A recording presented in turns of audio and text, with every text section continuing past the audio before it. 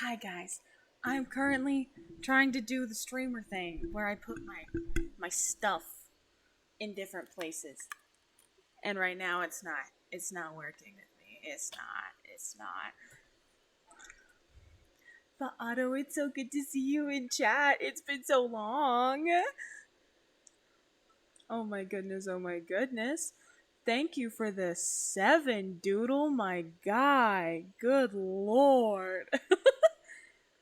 Oh my god. We've almost been together long enough to have a baby. That's crazy, doodle. How are we? We're doing great. Finally recovered from my Washington trip. That took a lot longer than I thought it would. What are we naming it?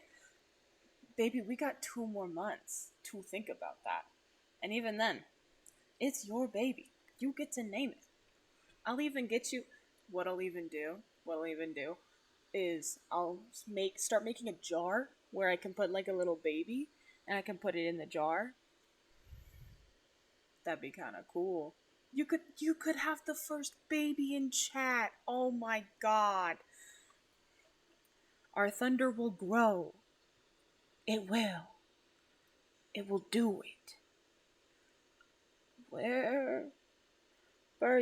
Perfect. Can I copy that? Thanks. I know, baby in chat soon. I know. I also haven't spit out my gum yet. Well, we'll do that in a second. We'll do that in a second. This is so hard.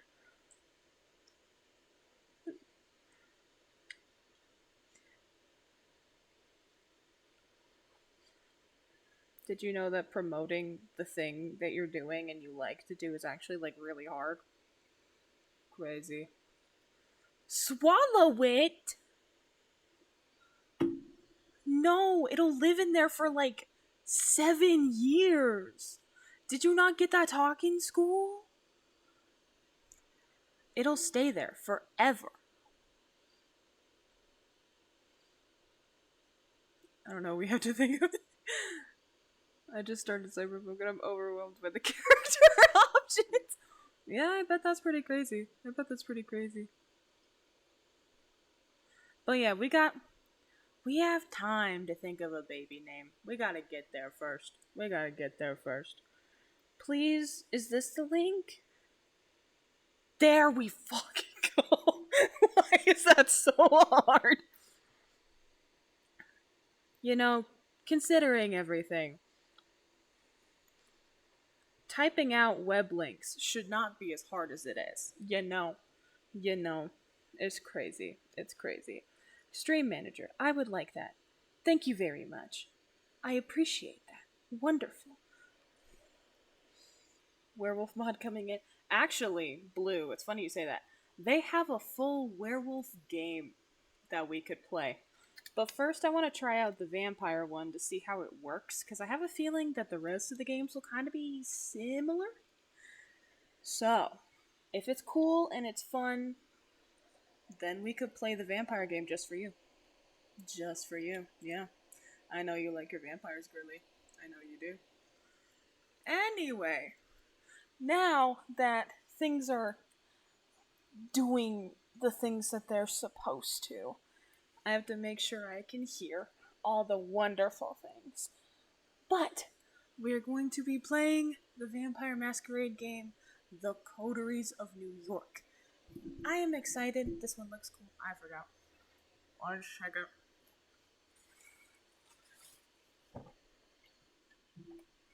There. No more gum. Wonderful. Why are you darker all of a sudden? Why are we darker all of a sudden? Which side? This side.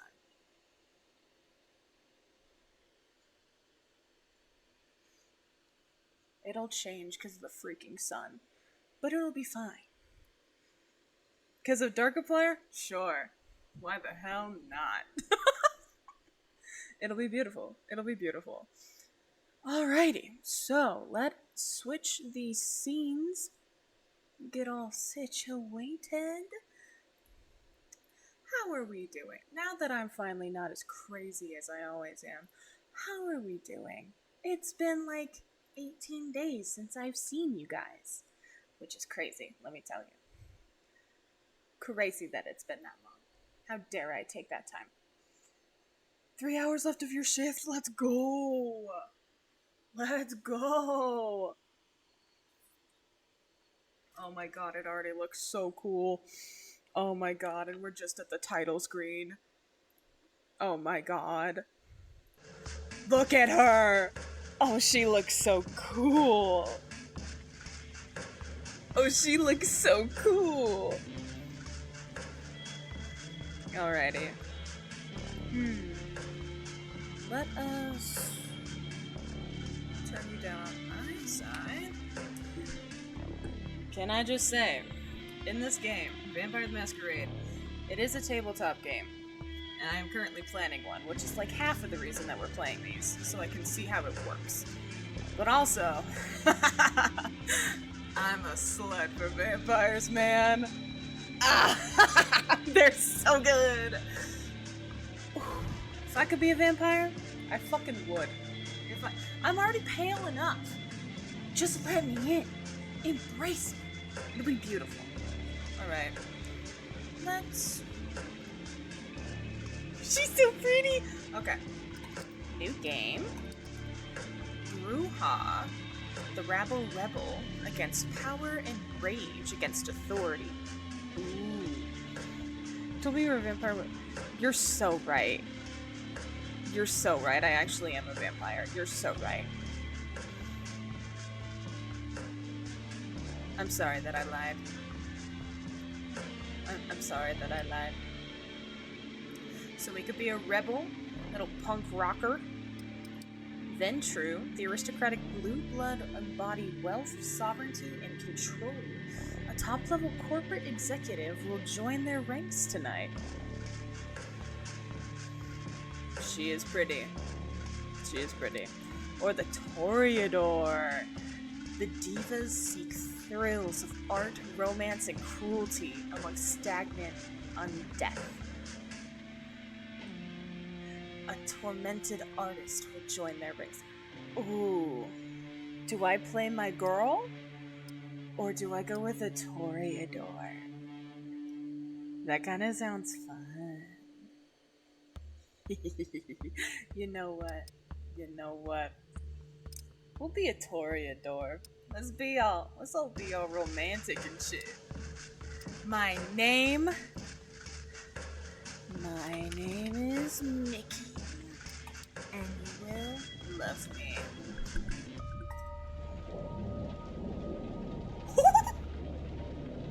The vibes are already so cool. I can't. New York taught me to believe in fate. Had you asked me about it scrolls. That's kind of cool. That's kind of cool. Had you asked me about fate back when I was a human, I would have told you it's just superstitious shit.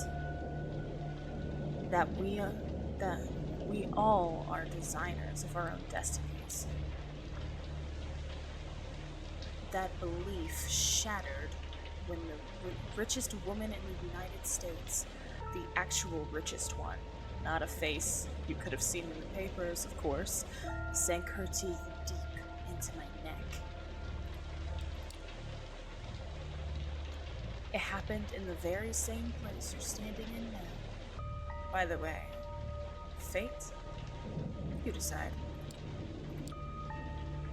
Please, there's absolutely no need to be hostile. Just listen a little longer. See, my mistake was that I flew too close to the sun. It makes sense that my punishment was just to never see its glow again. I was incandescent myself. I was hot shit. I had it all. Money, looks, confidence, connections, men, women, a career, and a spark in my eye. The one you need to be born with. And that's when someone far more powerful than me saw my radiance and thought, that won't do. She robbed me of the light erupting from within and gave me a subtle, enduring gleam in its place. She decided that would fit me much better. Men, women, happy Pride Month! I gotta get them in. There's only a couple days left. I gotta get them in. She was 9th gen? Fucking hell. Oh no. So she was powerful as shit. Good to know. She was a 9th gen kindred. Just like you, an apex predator. She probably enjoyed teaching me. The peak of human existence. My real place in the food chain. It's such an eyesore when you look at some loud-mouthed braggarts and see them for all they really are. The temptation to teach them a lesson can be unbearable, right? Well, my sire's lesson was a lesson about fate. A message saying, you're eternally doomed to be at the mercy of your sovereigns. It almost drove me to destroy myself.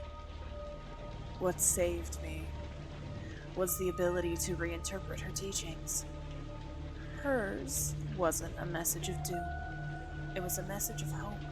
Fate exists, and one can shape it if given the right tools. My sire didn't believe my tools were fitting for the job. She considered them toys, and me, just her amusing subject. Well, she's deader than dead now, and I'm still here, standing right where she stood when she first met. You might have wondered how I've learned about your arrival at the JFK airport. My answer is, of course, destiny.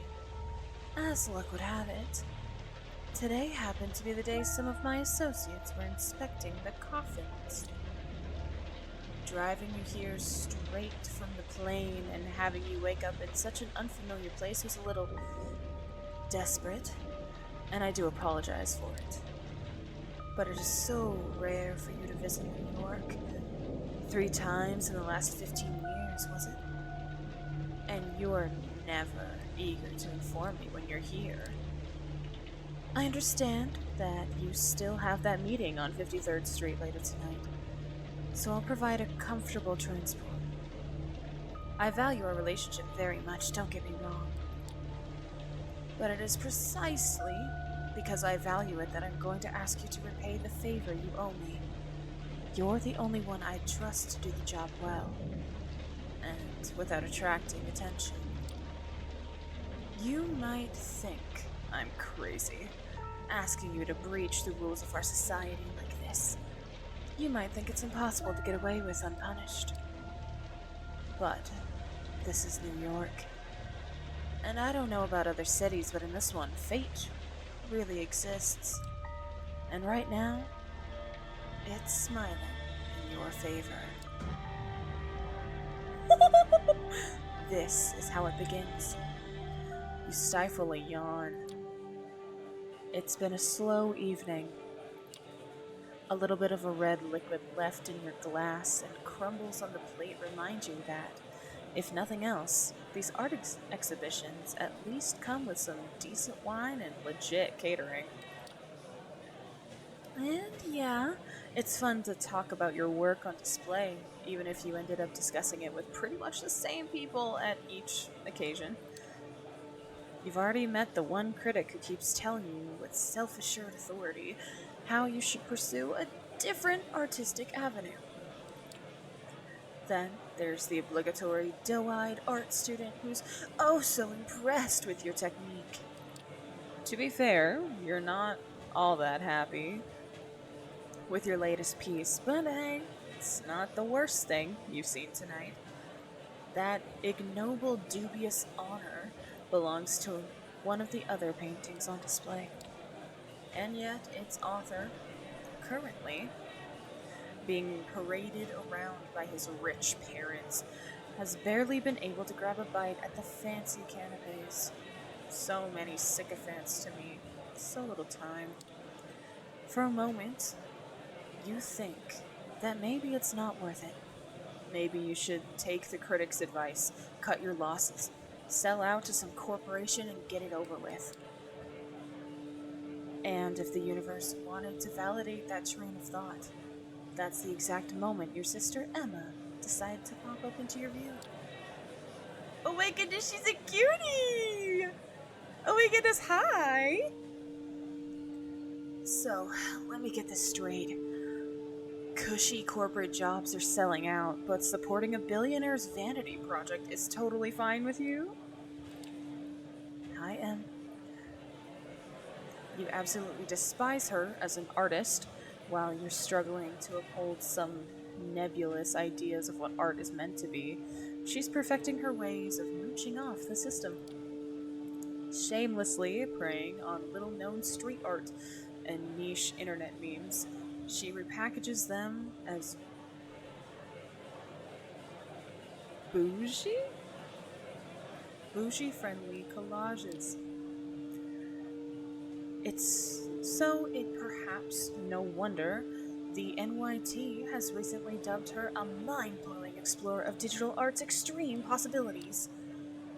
But in spite of all that, you absolutely love her as a person, even as you welcome her by smacking the back of her head, a gesture meant to convey nothing but deep affection. No, seriously. Supporting young artists, my ass. I don't know what kind of money you got for this piece, but I doubt it's even a fraction of what it's going to be worth in tax benefits. The gallery owner actually said if he had to choose his most valuable audience, it would be the IRS. And I'm pretty sure he was only half kidding. You mumble a non-answer, and then segue into a different subject, trying to preemptively quell her repeated offers to get a steady job. Of course, she proves as insistent as ever. You know, sometimes I just don't get you. On one hand, you wouldn't be caught dead taking money from an inevitable winner of the culture awards. On the other, if someone gave you the chance to collaborate on some dumbass Oscar bait flick sponsored by Larry Ellison's bailout fund, you'd do that shit for free. She rolls her eyes and asks, you know what the only difference between the art scene and the culture industry? The culture industry actually pays your bills. As expected, of someone who's given up on attempts to infuse her work with any sort of endearing quality and decided to just keep responding to the zeitgeist. She claims to be happy, except the fact that after she dies, both she and her work will end up in a landfill. When you respond that you would prefer chasing a 1 in a million chance to immortalize yourself, she claims it reeks of overinflated ego. But you've been down this road too many times before and managed to accept that she'll never understand what's truly important to you. Slowly but surely, you move on to more agreeable topics. Your plans to finally get hammered together, or the most recent crop of garbage Netflix shows your friends have tricked you into trying out. Alright, gotta go. Got a date. She peeks at a bunch of middle-aged men in expensive suits who have stopped pretending to care about the exhibition and are exchanging the worst lecherous jokes they've got in their stale repertoire. Oh my goodness, hi Danny! What's up? Yeah, what's your opinion on vampires? How do you feel about them? How do you feel about that? Who knows? I don't know.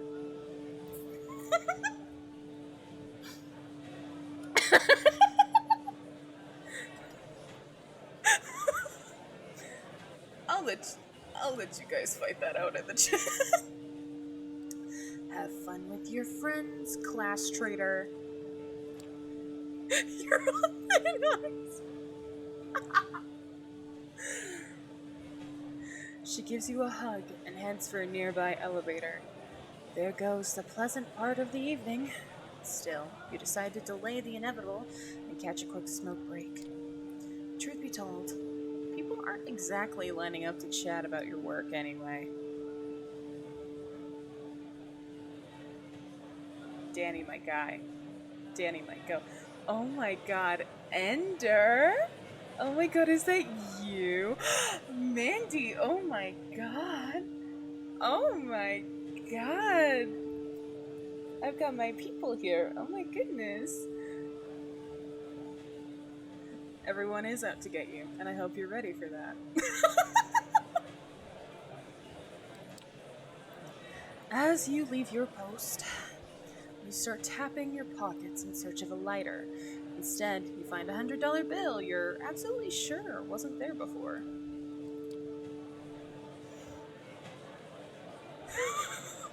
Oh no!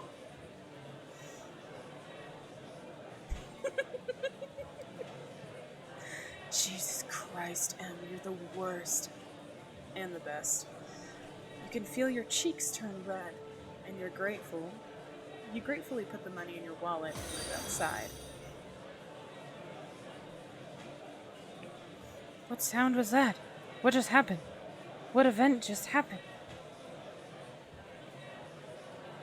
Oh my goodness, thank you for the follow, Danny. And Ender, oh my god. You know what, rake 'em in. Let's keep going. Beautiful, beautiful. Oh my god, Miss Popular. It's who I am, what can I say? And Mandy, hell yeah, we got the trio. We got the trio here. Oh, and hi, Blue. I'm just kidding, I love you so much, Blue. I literally visited you in person. I promise I love you so much. Please. I'm so sorry. They're backwards on stream. Good to know. Because in so many... Thank you for telling me. No one's told me before this moment.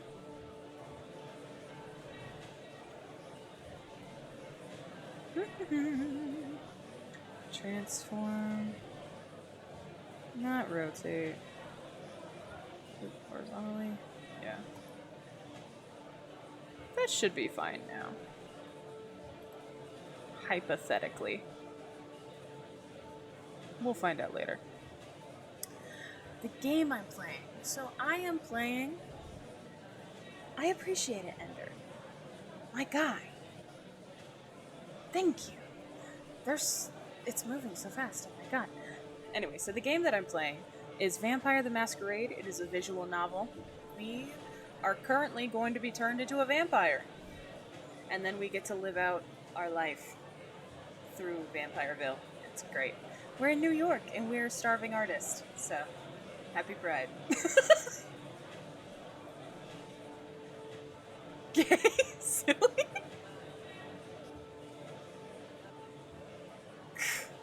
This is true. This is very true. You did.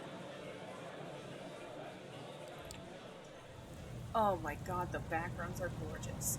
Oh, I love visual novels so much. When you reach the balcony, you look out at New York City and light the second to last cigarette left in the pack. Big stretch. Oh, you're so right. Oh. You're so right. Get all the stretches in. Oh. Beautiful. Thank you, Ender. That was amazing. Yes.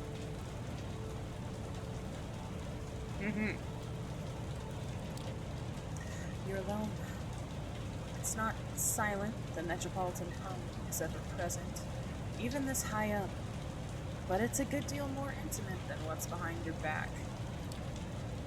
You lean over the railing and look down. The streetlights beckon more than usual. Yes, tell me your monsters. I would love to know. In your mind's eye, you see yourself as your final artwork, beautifully splattered all over the pavement. Working title: Delusion of Grandeur. The author: a brilliant artistic soul crushed by unfeeling reality, gone too soon. You chuckle and flick the cigarette into the air. Freshened up by the night's cool breeze, you squeeze back into the stuffy interior. You barely make it to the first few steps before lethargy sets back in.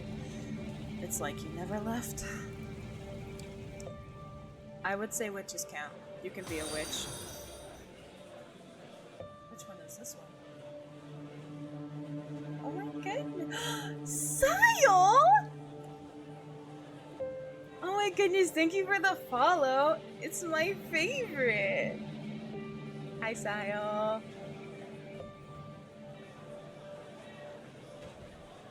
Like a salmon. What? There's a lot of. Why are we talking about fish? Wait, why are we talking about fish? Oh, we're talking about fish monsters. Yeah, Otto, you could be a salmon if you wanted to. That's scary as hell.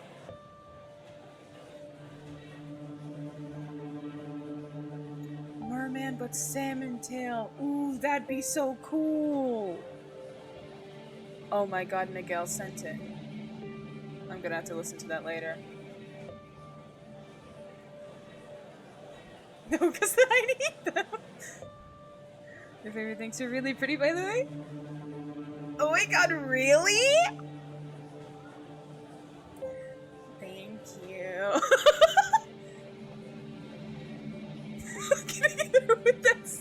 Thank you, Sile.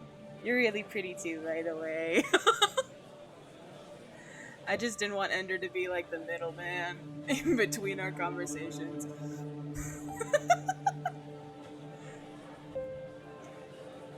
Oh my god, your wish has been granted, Ender. Look at you.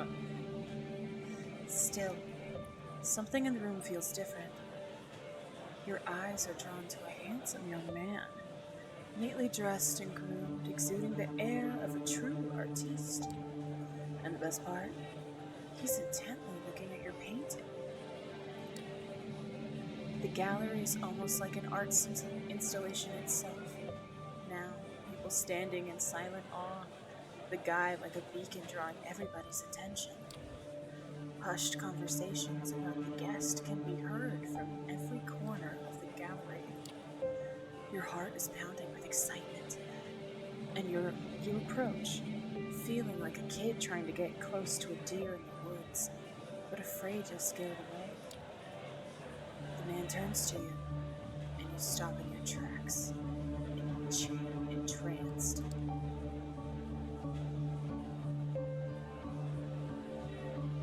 Well, hello. Well, hello. You want to turn me into a vampire? I'll let you.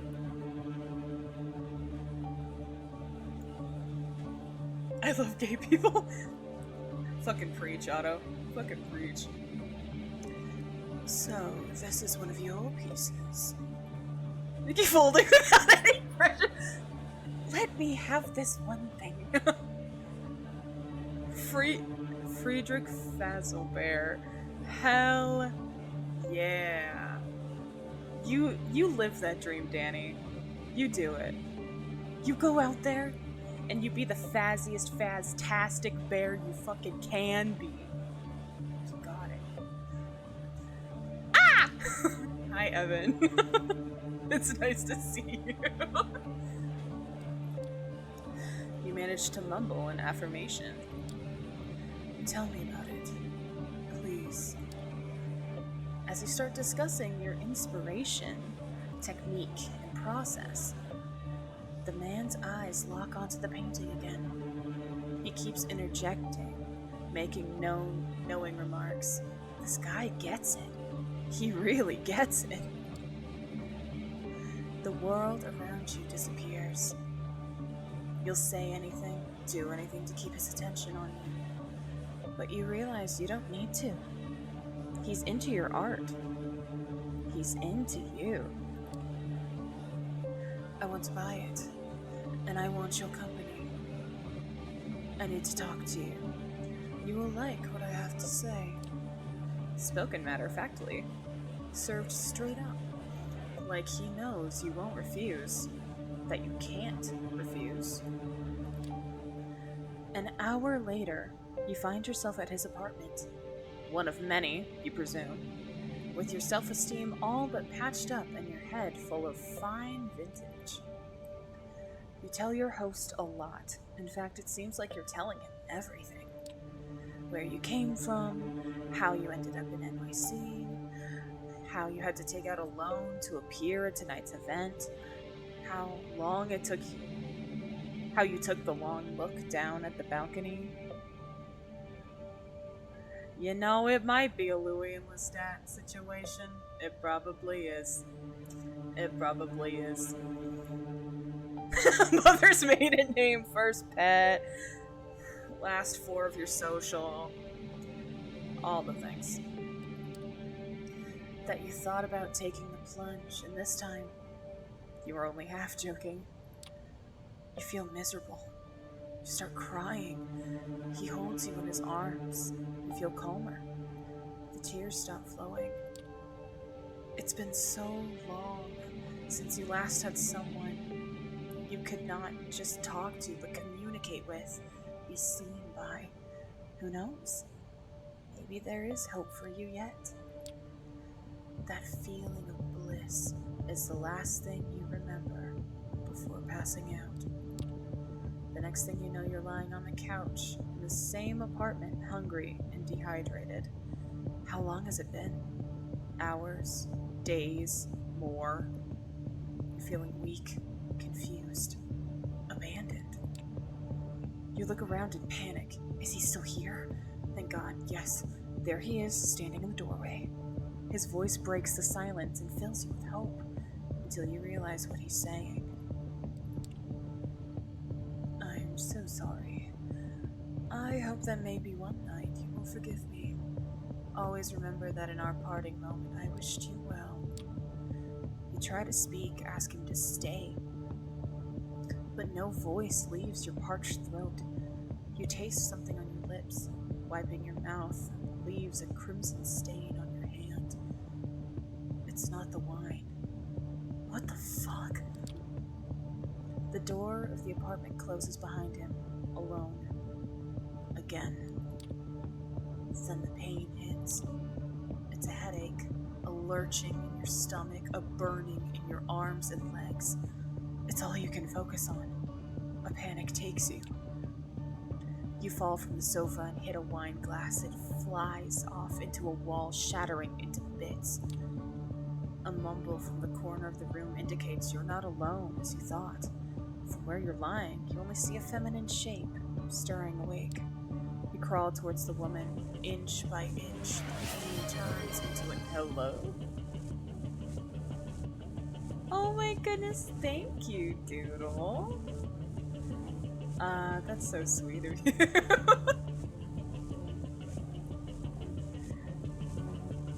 The pain turns into an urge.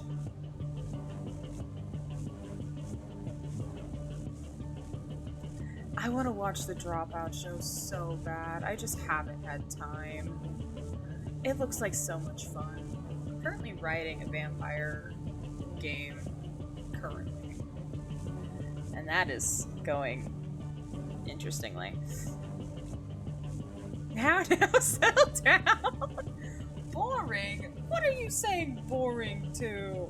Boring bite me? He did. Fun fact. The vampire did bite us, and then drained us of all of our blood. Thank you, Sile, for the sub. Hell yeah, let's go. You're gonna look for a Vic? Hell yeah. Have fun. What is happening? Keep the subs going. What the fuck? Okay, okay. Whatever you say. I'm at your mercy, I guess. It's okay. It's okay. That's why I'm reading. It's okay. I believe you. Evan, that is completely okay. It's more of a story anyway. So you can just have me on in the background. It's all good. Oh my god! What the? Sile, what the hell? What are you doing? The alerts are still backward. God damn it. What is going on? What is going on? There's so many. What the hell? What the hell is going on?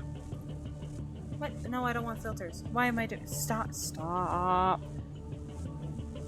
Filter? No. Interact? No. It's it. Where is it? What did I do? Ooh, I'm so scary. You are scary. You're so scary, Sile. What the hell? What is happening? Stop! Did you explode something on my end? No, you didn't. I just don't remember what I did. Properties? No.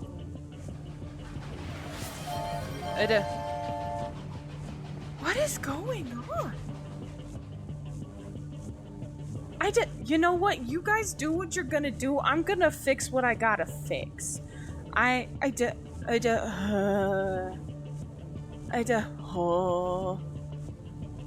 Transform? Transform, that's what I want. Flip horizontally. Hopefully that works. We'll see if that works. Party time, clearly. Yeah. I guess it. Me and Blue, you're so scary. You're terrifying, actually. What the hell? We'll see if that's actually the right direction and if I did something right. Anyway, we need to get closer to the woman. Because women scare me, even though I am a woman. No! Sure, do it. Sure. You should. Just kidding. You begin to see details. The long hair shrouding her face, the worn-out NYC hoodie thrown over her skimpy dress. She opens her eyes, moving her locks to the side, exposes her neck. A rapid instinct takes you. In a blink of an eye, you find yourself buried in her hair, smelling her sweat, mixed with just a hint of cheap perfume. You bite down and drink the blood from her vein. Wait. What is happening? You break away and look at the girl. She lets out a sigh, goes limp and unconscious again. You try to crawl back, her dress rolled to the side. You glance at her naked thigh. You lose control again. Bite her leg. Drink deep from the artery. It's intoxicating. It's bliss like you've never known. It's beautiful. You break away again, fall to your back. What the hell was that? Did you really drink her blood? She's not moving. Oh God, she's not moving. Oh, that poor girl. Oh my God, she's so sad. You check her pulse. She's cold to the touch. Nothing. No heartbeat. No sign of breathing. That's when it hits you. Your chest isn't moving either. Your heart isn't beating. You're cold to the touch. You reach for your phone, it's not there. Where did you leave it? Or maybe he took it? Impossible to say. You stumble around the apartment, but find nothing you can use to call for help. You need to get out of here. Now. You look outside the window. You're high above the streets, there's no balcony, and the building exterior is glass almost all the way down. You'd never survive the jump. Maybe that's precisely why you should leave the room this way. You just killed somebody. Your life is essentially over. A sickening void is opening in your stomach, warning you that your reality is about to turn into an unbearable hell. A voice in the back of your head tells you that the smartest course of action is to take the leap before it does. The more you argue with it, the more reasonable it sounds. You're just about ready to pick up one of the chairs to break the window when you hear a click of keys in the lock. You freeze in place. This is bad.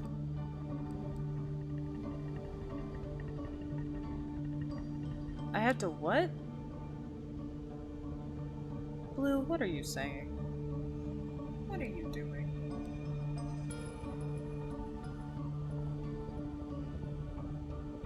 She died from one bite a week. You know what? You're so right, Danny. You're too strong. No one could kill you with one bite. You want to test that out?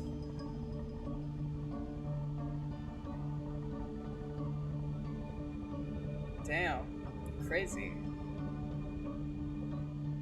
Uh-huh, you are. You truly are. Simply for science. You know what? Chat is getting freaky. Otto, you've been gone for a while. This is pretty tame. It's evolved. The chat has evolved since the last time you've been here. I don't know if you're ready for it, Otto. Peace be with you. You got it.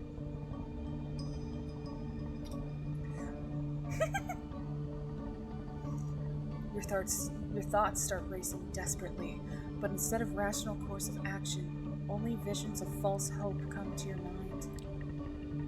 Oh, sick! What if it's him? What if he's had a change of heart? What if he sent someone for me? You almost feel your heart beat again with excitement as the door opens. Almost, but not quite. A man enters, but not the one you expected. He's tall, broad-shouldered, handsome, with darkish skin. His suit is stylish and immaculate. You've never seen him in your life, but you immediately see past his sharp looks to see his sharper nature. He's a predator.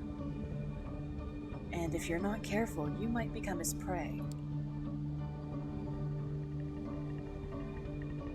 Well, hello, stranger.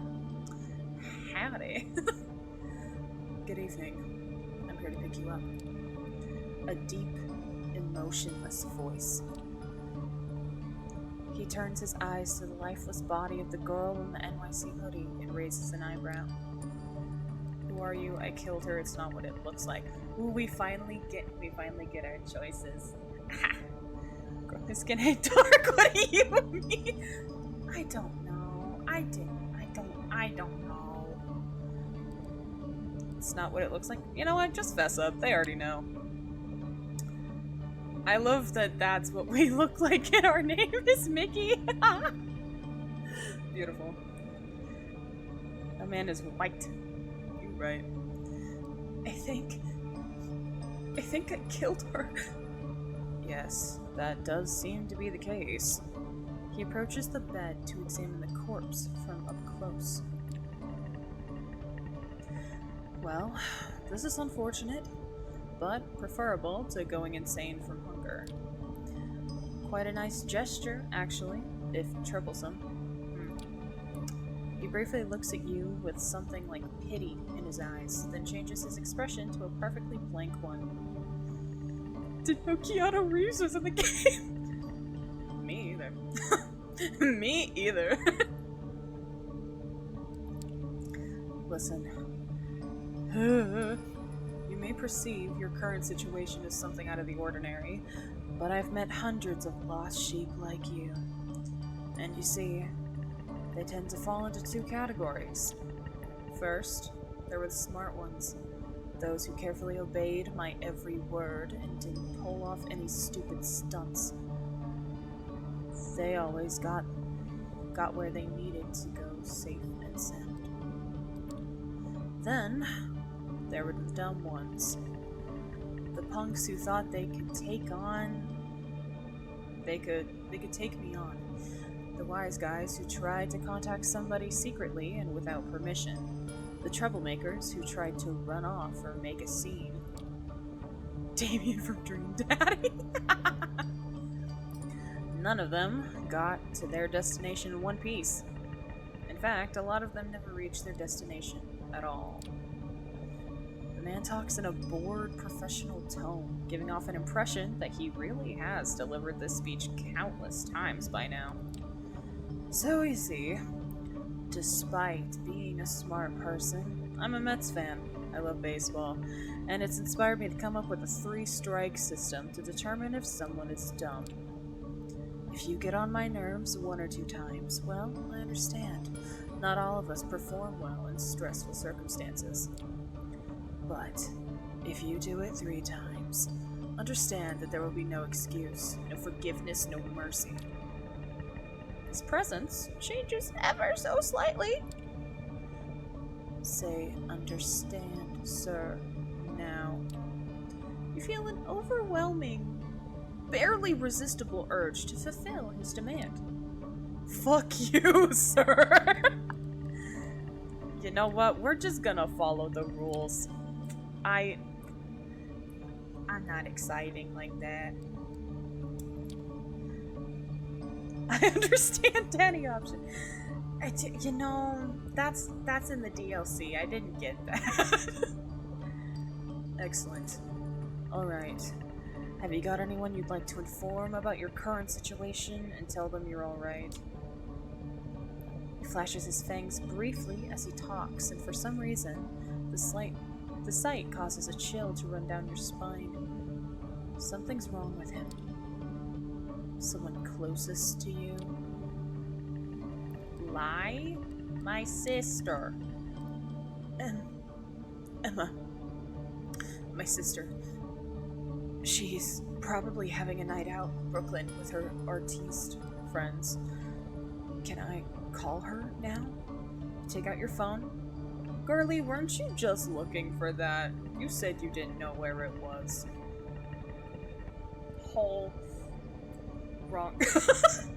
Gotta call up 2019, say there's a plot point in your game. While asking the question, it was in your pocket all along. Never mind, they got it. I didn't read it far enough. It must have been panic talking before. He shakes his head and points at the hooded corpse next to him. If you want to implicate her, go ahead. I think we'd all be better off if you let me make sure she's the only one who knows what she needs to know. Yeah, agreed. Give me your phone number. I'll have someone get in touch with her. You oblige, and hand him the smartphone so he can copy the number from your list of contacts. Why is Blue top 1 too? Is Blue the top one? Are you? We got to level 3. Oh yeah. God damn.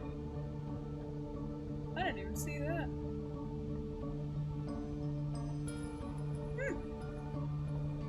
Way to go, you guys. Fuck yeah. Thank you. This will be useful in illustrating my next point. Instead of giving you back your phone, the man hides it in his pocket. From this night onwards, you are subject to different laws than the ones you grew up with, and you'll be watched by many eyes to ensure these laws are respected. You are forbidden from letting anybody know you're still alive. You're forbidden from showing your face anywhere they know you. If anyone comes to search for you, it's over, both for you and them.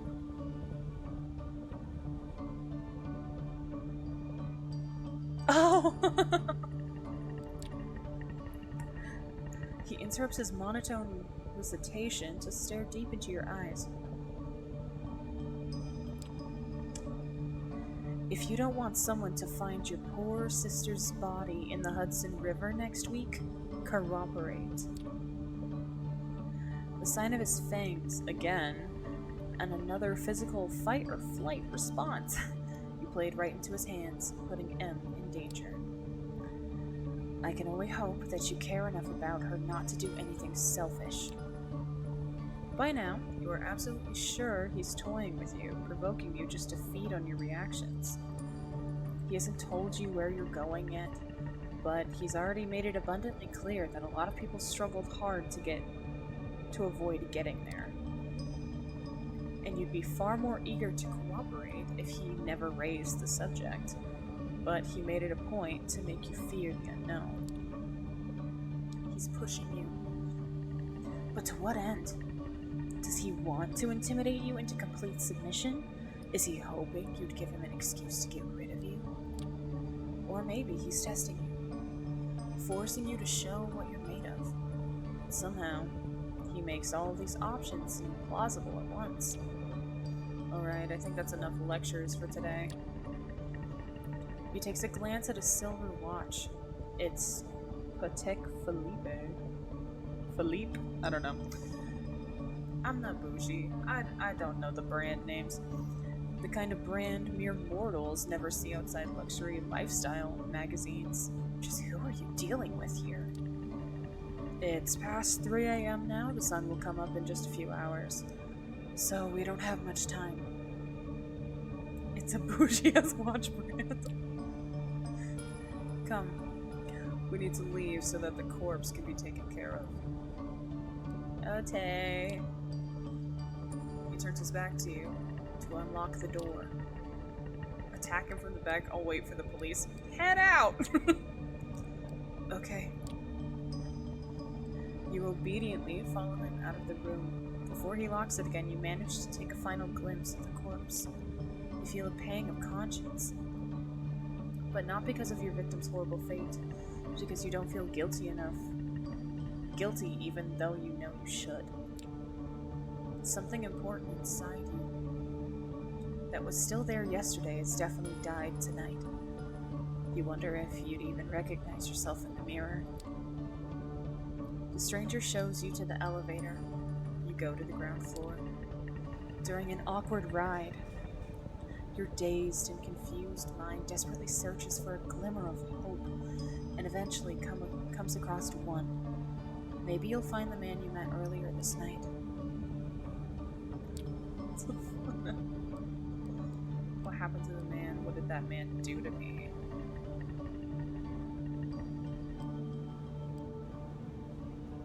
What did he do to me? Why did that man target me? What was their motive? That's what I'd like to know. As of yet, he is unidentified. They've left no trace, and it's obvious that they're planning to come back for you. They are not planning to come back for you. If, and that's a big if, you ever see them again, it will be tomorrow, and probably for the last time. For the last time. What do you mean, for the last time? His face is inscrutable. I said what I said.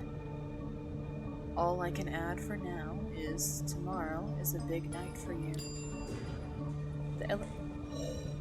Oh my god, that's so cool. That's such a cool God, all the backgrounds in this game are so cool. My god. You walk outside, past the night's guard post, which is empty. The cold night air reminds you of the balcony just a few hours ago. The man motions to a black Cadillac Escalade. Take a seat in the back, please. New York. Hello! Oh my god, the eye contact. Crazy.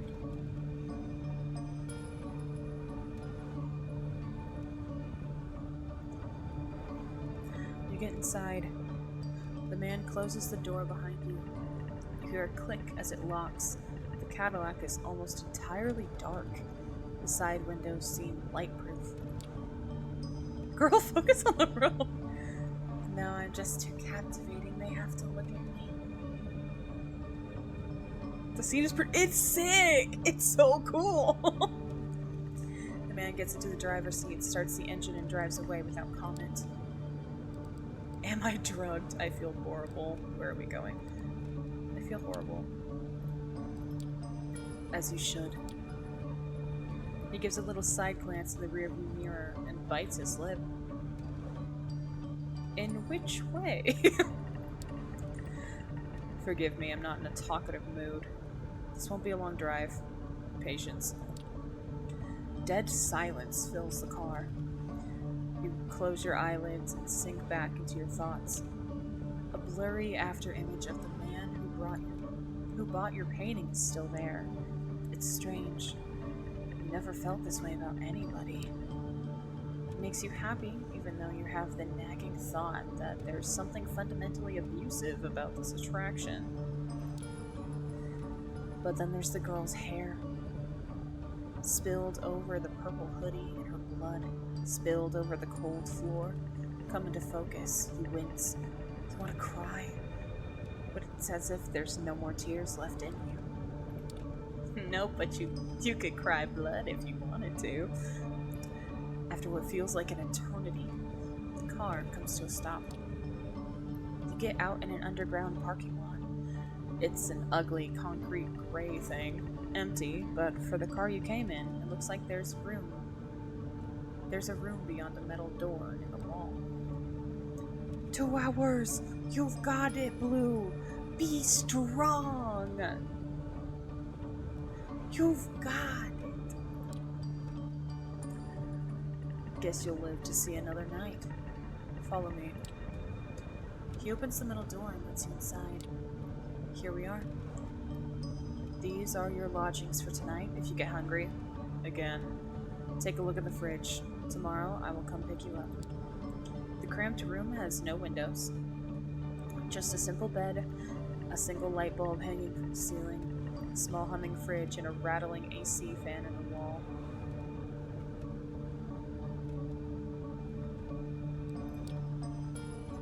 It has all the coziness of a solitary prison cell. You notice claw marks on the inside of the entrance door. I need medical help, not going in there. Mercy, please.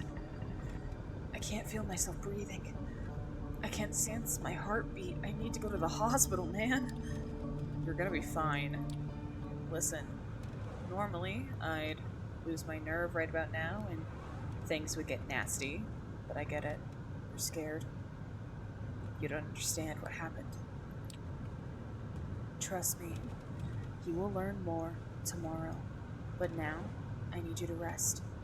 And you need you to rest. He gestures inside the room. Oh, that's so scary. I just realized Damn, you really don't want them to get near you, Evan. Damn. Yeah, we're in a saw trap. Yeah, just a little bit. Does the same thing work? No, it doesn't. I can't use H. Damn it. Finding no more willpower to resist, you step inside. The stranger nods contently. Good night. He locks the door behind you, and it looks secure and sturdy. You open the fridge. There's a single plastic bag there, filled with red liquid, unlabeled, tomato soup. You feel sick to your stomach. Best to leave it for now. You lie down on the bed.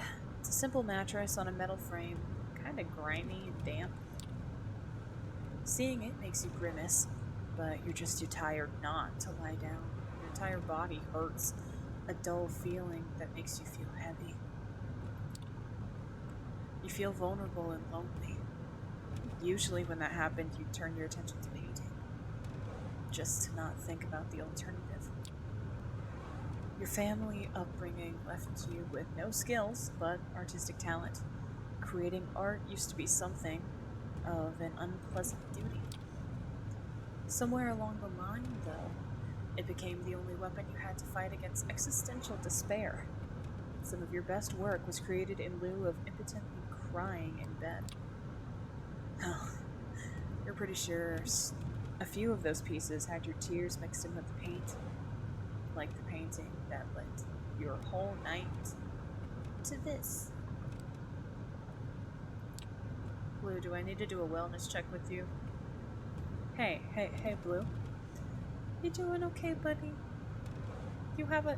I'm gonna gently stroke your hair. You got a lot going on. Are you doing okay? Average artist experience, for sure. Love you too.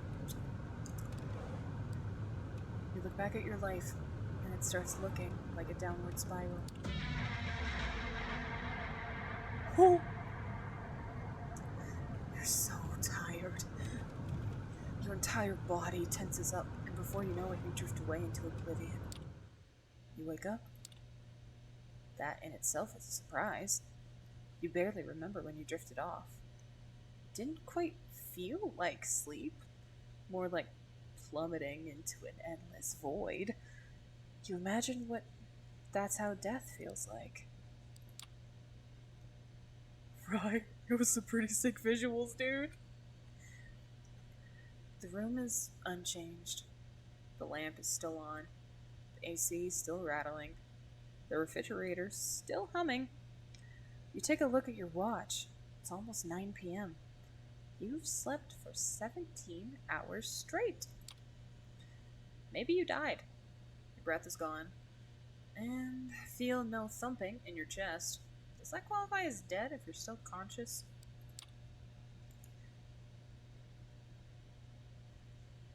You're not sure about that, but you are certain about one thing. You're hungry. And it's not your stomach grumbling, though. It's a need that starts somewhere in your abdomen and spreads through your chest, throat, and back of the head. You open the fridge. The soup. The bag is still there. You take a closer look at it. If it is soup, it's the color and texture. Then its color and texture are off. You pull the cork out, take a whiff. You immediately recognize the smell. Holy shit. There's no mistaking it. It's bagged blood. The smell is faint. And you remember situations in the past where you found it nauseating, but now it's almost... No, not almost. It's enticing. Drink the blood. We're hungry. We got that good shit. We got that old negative in there. It feels wrong. But right now, there's barely anything in your life that doesn't. To hell with it. You pour a bit of the liquid into your mouth. It tastes bland. Reminds you of cheap supermarket juice. Just enough flavor to register that it's what it claims to be on the box. But nothing like the real thing. Nothing like what you had last time. You swallow it. Somehow you don't feel sick. In a weird, messed up way, you can't help but think it feels nourishing. You take a few more sips.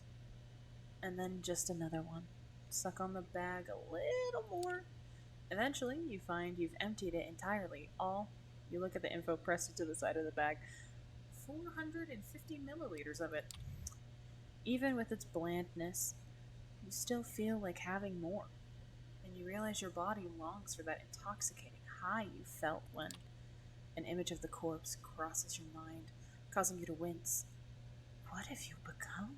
You try to piece your thoughts together, make sense of it all, when you hear the lock click and see the door open. Standing there is a well-dressed stranger you met yesterday.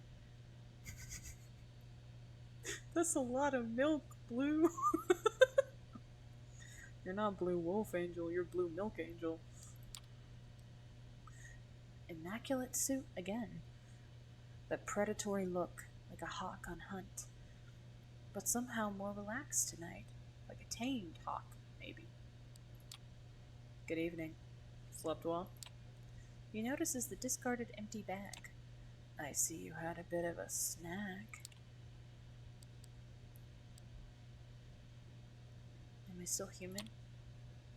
Am I still a human being? Luckily, one does not typically shed their entire humanity in 2 nights. You should be fine. Come on, we've got places to be. The car is humming in the empty parking lot just outside of the door of the cramped room you've spent the day in. The man motions to it, politely, but with a stern look on his face. Get inside the car. Okay, lead the way. After you. You take the back seat again. The doors lock. The stranger takes the wheel and starts the car. You drive in silence for a while. From time to time, you try to catch a glimpse of a familiar street or landmarks through the blackened windows, but it's of little use. The car is almost soundproofed, so all you can hear is a bit of traffic humming and the car's engine.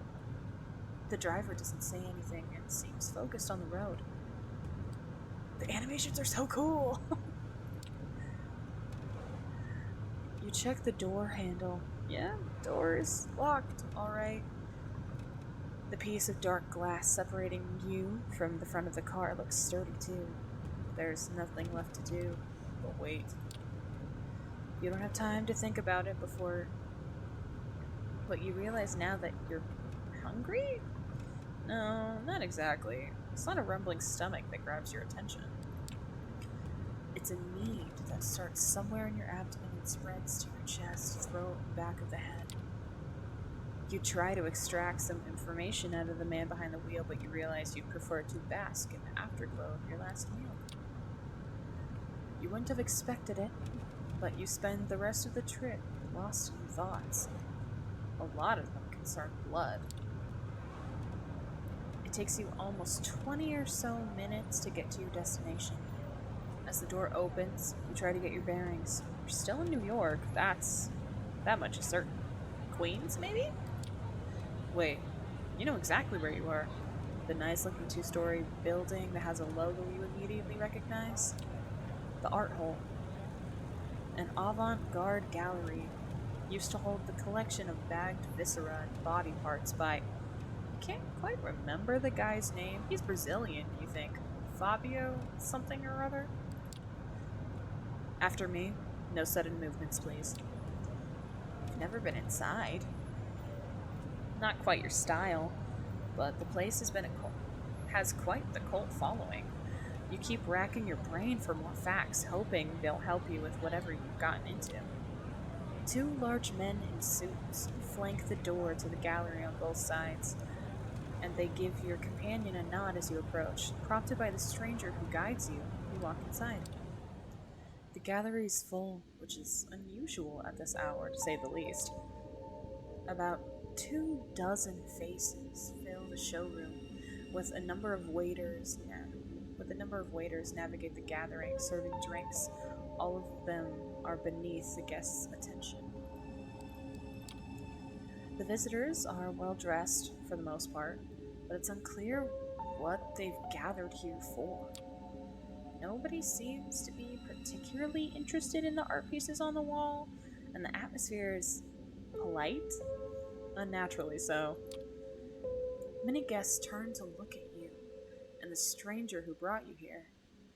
Their glances are varied. You see open contempt on a few faces and animated interest on others. Most of the eyes in the room calmly observe you, as if wishing to appraise your worth. Memories come back to you like a bad case of PTSD.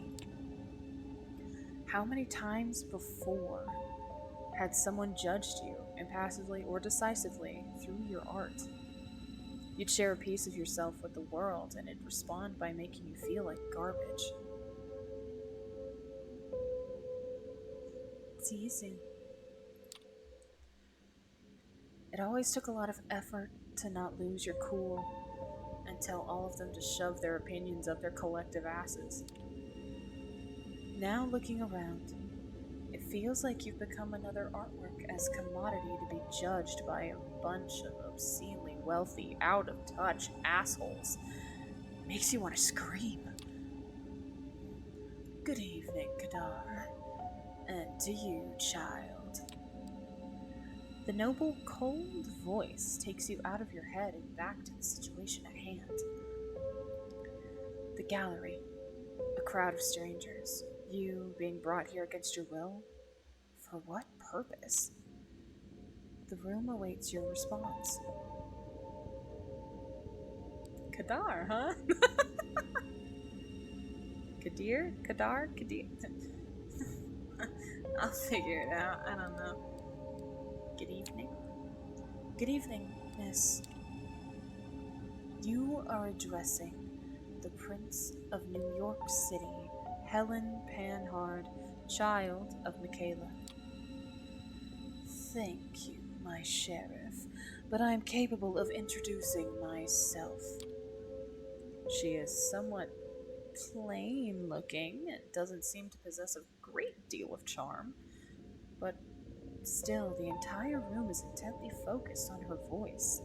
She has influence over these people, that much is clear.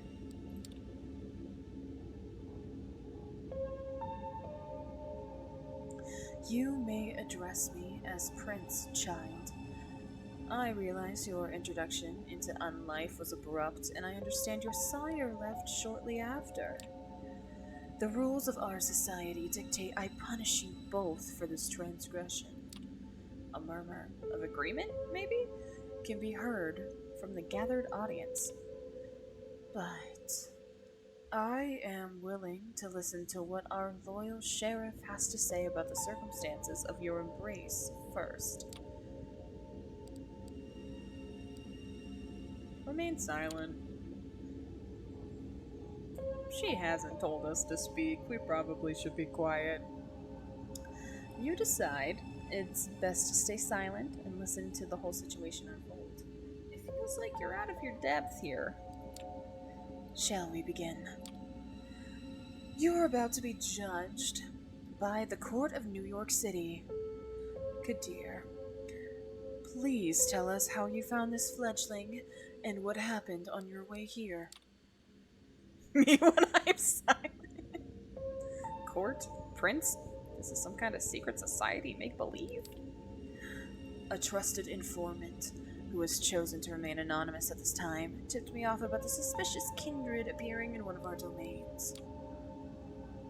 Yes, you're spicy shrimp. Hell yeah. Upon investigating, I found them gone, but this fledgling remained in their place. Interestingly, his sire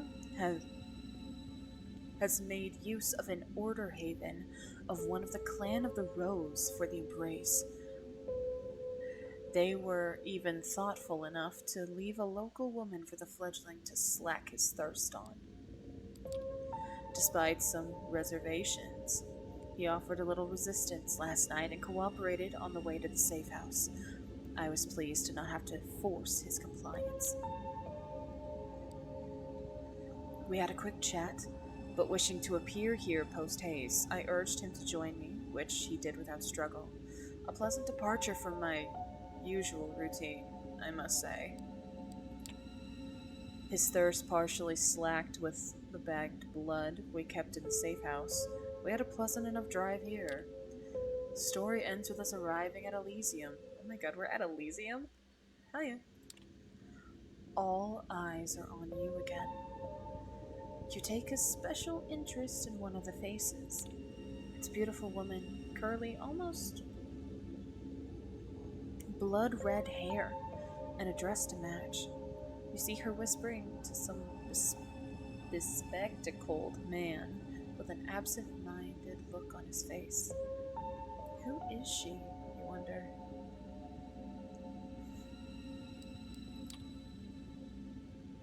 Thank you, Kadir. I take note of this fledgling's behavior. We'll take it into consideration later. She turns her attention to you. First, there was the matter of your sire. The person who brought you here, brought you where Kadir picked you up from last night. Who were they? A beautiful man. He was beautiful, charismatic, charming, dark hair, a sort of artistic mess. He had an accent I couldn't recognize. He took notice of my art and bought a piece, in fact. I want to meet him again. Happy Pride Month. Happy Pride Month. The last sentence came out almost involuntarily. You immediately felt ashamed, sounding like a sad puppy whimpering after their master. Yes, you do want to meet that man again. It's an urge deeper than you've ever felt. Maybe even love? I'm gay derogatory. Damn, not in this climate. No, that's idiotic. He never even introduced himself to you. He used you. That asshole just plain used you. For what? Well, Kadir, does that sound familiar? No, it does not. Or at least not familiar enough. I will continue the search after we're done here. He bought my painting. You can track him? That guy. He bought my painting at the gallery. Didn't pay in cash, I think. Maybe you can track him that way. Oh. Did your outlook on him change all of a sudden? He smirks, seemingly enjoying your misery. Personal jabs aside, thank you for the observation. I will investigate this later. What shall I do with the fledgling, my prince? What is your recommendation, my sheriff? The traditions are clear. Thou shalt only sire another with the permission of thine elder. If thou shalt createst against thine elder's leave, both thou and thy progeny shall be slain. I am ready to fulfill my duty. Stay your hand for just a moment longer, Kadir. I wish to consult my council on this. Be sure everyone's in agreement. Me when I'm gay. The boss of you are absolutely delightfully gay. See, I'm glad you're having a fun time in chat. He seems strangely relieved. The prince leaves the main showroom, and a handful of people follow her out. I'm positive with gay. It's contagious. Oh no. You're about to ask Kadir what all the talk of traditions and council was when the red-haired woman approaches the two of you. Sophie. Oh my god, that's her. Oh my god, that's her from the title screen. She's pretty. Sheriff, I was wondering if I could have a word with the fledgling. What for? Welcome back, Ender. She lowers her voice in response. Come now, Kadir. We all know what the verdict is going to be. Let me speak to them. You might not have to stain your hands tonight after all. Her words grabbed his attention. His face is hard to read. It's like several emotions are struggling for domination. Anger, sadness, hope, gratitude, resolve. Evan infected the chip. I got my gay everywhere? Evan, you can't be making messes. Clean that up. God. Just kidding. I'll go get my sword. You have a sword? Vampires with swords. Let's go. He steps out of the room the way you came, and you are left in the showroom with the woman in the red dress. She takes you aside, and the eyes of the remaining guests follow you. Get cleaning! Well then, fledgling, you're in quite the pickle. What was that about a sword? You two seem like you have a history. What do you mean? I still don't understand what my crime is here. Poor thing. This really isn't your fault, but if you want to get out of here in one piece, you need to understand one crucial fact that seems to elude your grasp. Last night, you became a vampire. Wait, what? Oh yes, I am well aware of how ridiculous that sounds. It's the reason why we have these nicer words for it. Kindred, being embraced, having a sire. The fact remains. The beings called vampires, you're looking at them. They're us. You glance around. Some of the guests are still occasionally looking at you, commenting on you in hushed tones. Many of the patrons are pale. Really pale. What? Like this? Crazy. Most hold glasses of wine. Brother, I don't think that's wine. I hate to tell you, I don't think that's wine. Ooh. There's a lot of vampire superpowers. They're pretty cool, actually. There's a lot of them. No. Not wine. It's not the right thickness. Not the right color either. You're trying to come up with something sensible to say, but you're drawing a blank. It makes some morbid kind of sense. You drank blood last night, there's no denying it. And your breathing has not returned. Your heart remains still. A vampire. Two voices in your head start battling for supremacy. One of them slowly begins to put everything that happened since yesterday together, coming to a conclusion that no matter how insane it might seem, nothing but what she's saying makes sense. The other voice that keeps saying, "What the fuck? What the fuck?" on repeat. You're surprised. This is often how it plays out by design. Kadir deliberately keeping you in the dark and all. If we do nothing, you will be cut down. As sure as the day follows night. But I'm here to offer you a chance. A way out, under one condition. I'll take you under my wing, and if you're lucky, the prince will be in a good mood tonight, and your deference to Kadir will work in your favor. She might agree to this, but only if you swear fealty to me. I'm not making this offer lightly. As your patron, I will take responsibility for you. Your actions will reflect on me. If they reflect negatively, well, I'll make sure you face the consequences. I don't want to die. What happens if I agree? Suppose I say yes. What happens then? You survive, hopefully. Or not, depending on the prince's whims. I'm giving you a chance, not a guarantee.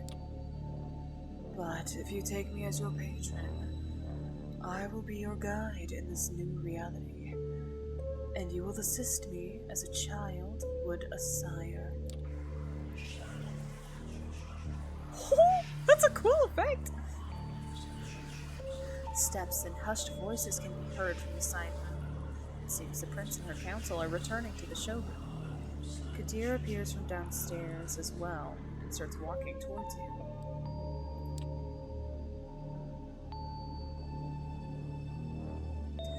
When you hear the verdict, ask to be spared. I will intervene. Remember my condition.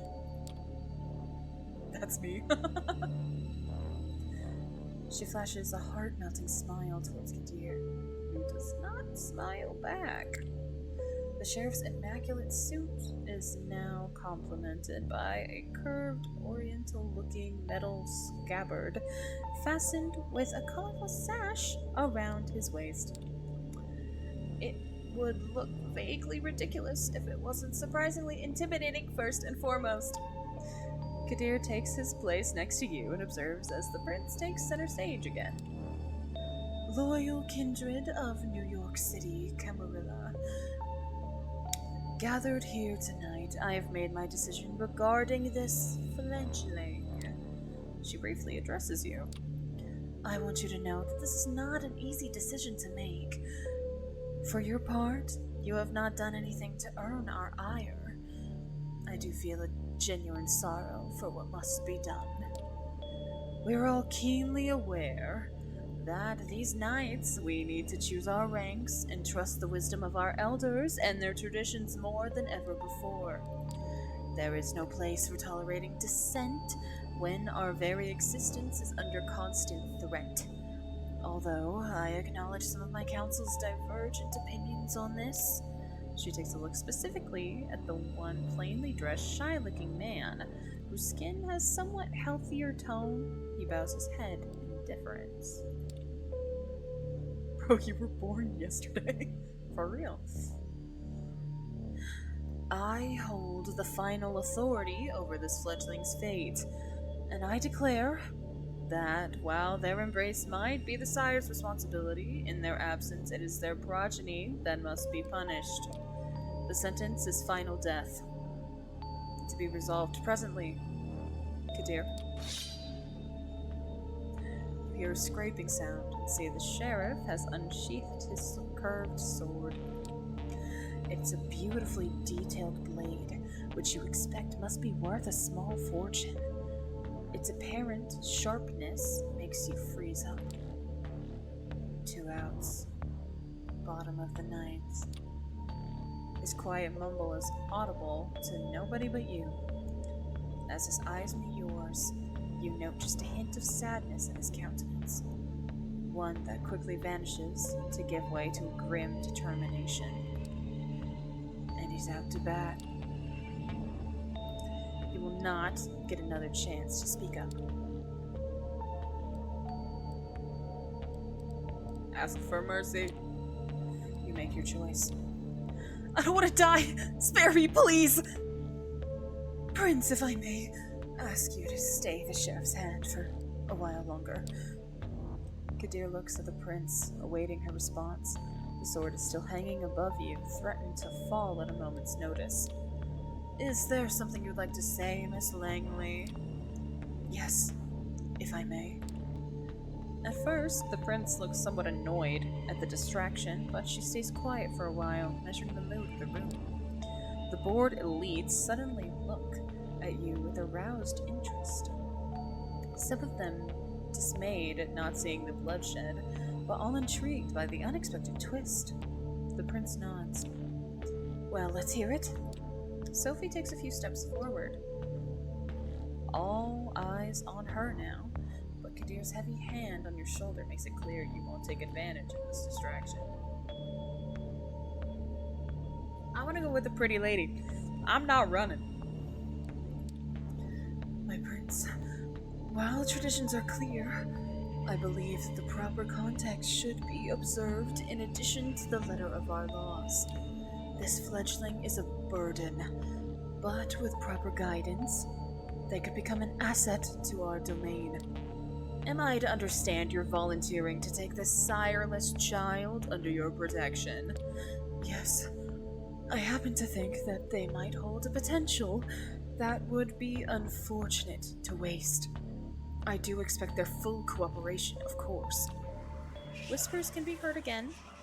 An incredulous voice or two, a hushed, just behead the fucker, some suppressed exclamation of surprise. Silence! I ask all of you to make a note of this moment. I might be persuaded to bend one tradition in this child's favor, but another will have to be enforced even more firmly in its stead. Until thy progeny shall be released, thou shalt command them in all things. Their sins are thine to endure. Are you certain that's a responsibility you wish to shoulder, Miss Langley? I am willing to guide this fledgling, and add a valuable ally to our sect in a time of need, yes. But I would like to receive the right of destruction over them if it pleases you. Give me a chance to prove myself? Right of destruction? Just remain silent. It's just better. Its clear tensions are high. It feels surreal to listen to strangers discussing your death, or second death, apparently. And keeping silent, you decide it's for the best to let Sophie handle this alone and not interject. You have no idea how to handle this eyes wide shut crowd. Silence, boy. The prince looks at you as if weighing your worth. She takes another good measure of the room before she speaks again. I shall grant what you ask. Let it be known, Sophie Langley of the Clan of the Rose will become this fledgling's patron. They shall be considered like sire and child. Miss Langley will take full responsibility for them, and I grant her the right of destruction if it sees fit to use it. Let my intentions be clear, however. If I am to turn a blind eye to one of the most important traditions on this occasion, I expect it to be beneficial to the Camarilla. Subsequently so. Substantially so. Whoops. I hope you find this verdict satisfactory, Miss Langley. Of course, Prince. Thank you. Very well. She turns to you. What is your name, child? Shouldn't I use a nickname?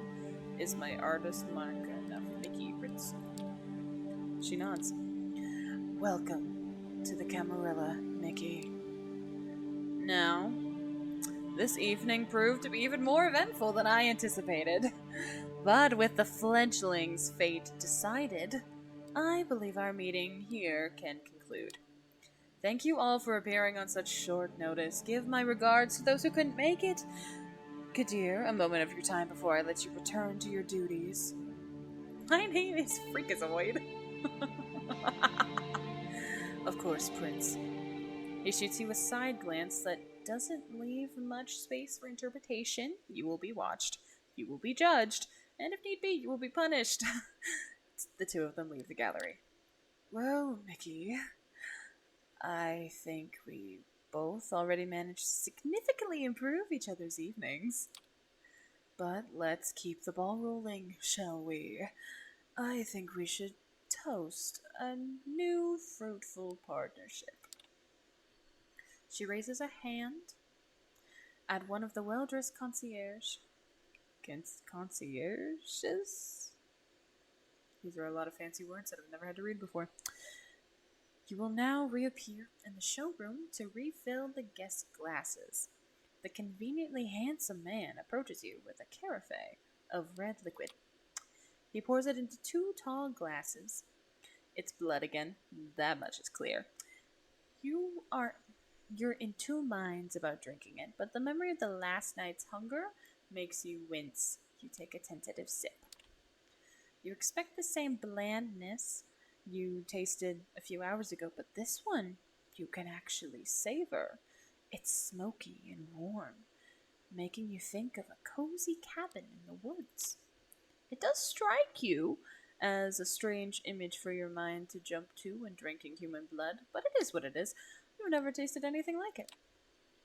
Do you like it? I think NYC caterers have very bourgeois, but, but bougie ideas about what good blood should taste like. Carafe. Ah, see, lot of fancy words I've never had to read before. Thank you, I appreciate it. Apologies. You must have so many questions. While we're on the topic, perhaps we should start with those related to sustenance. How much do I have to drink? Where do I get blood? Does the taste matter? Those are all very good questions. How much do I... Can I add all of them? I feel this hunger constantly. How much do I have to drink to make it go away? The sad reality is it will never go away. No matter how much you drink, you will always be tempted to have more. Unless you consume someone wholly to the last drop, paying for temporary relief with their life. But this is a one-way road to losing your humanity. Best start by taking a simple sip from a vessel. Be prudent. Hot, fresh blood will be more satiating than most anything they serve in a fancy glass, but it can make you more... Girly, what? Voracious? I think that's voracious. That's a big word for Elmo. Oh my. Oh, I got it. Heck yeah. As to how much you should have, it depends. If you're frugal, you can survive many nights without a single drink. But it's risky, and you will tempt the beast that is part of our curse. Tomorrow, I shall take you hunting, and we will explore this topic further. The blood you're having tonight shall be enough to keep you happy for now. You mentioned a beast about our relationship. All of these are good questions. Hunting, that's fucking obvious, dude. Beast, that's important. I feel like that'll be mentioned on the hunting. Let's talk about our relationship. The prince mentioned something about you and me being like sire and child? What does that mean? Prince Panhard spared you on the condition that I take responsibility for you. Normally, a sire and child are close, One begets the other, after all. Our relationship might not be exactly that of sire and child, but it is treated as such by our laws. That we do not share blood does that we do not no that was right that we do not share blood does not matter. You must therefore defer to me in all things. I don't wish to use the right of destruction that the prince granted me, so I will appreciate it if you don't give me a reason to. I promised I'd guide you, and I meant it. I imagine all the red words are said evilly. They probably could be. I think it's more just a dictionary thing. Treat me as your mentor and superior, and I will treat you as my loyal retainer and understudy. With me, you can go far. Without me, you will be lost to the unfeeling night, and we can't have that. Those, mm, those of us unaccounted for can easily become a danger to the masquerade. That's the main reason why, with your sire gone, the prince wanted you out of the picture too. The concierge returns, asks for permission to intrude, which Sophie gives with a polite smile, and leans in to whisper in her ear a note that the gallery is now almost empty. I am being told that the gallery is just about to close, and but we still have a lot to discuss. We'll go to one of my apartments. My jalopy is awaiting downstairs. Come. Oh my god, she has a jalopy? Oh my goodness. Mr. Gatsby, where are you?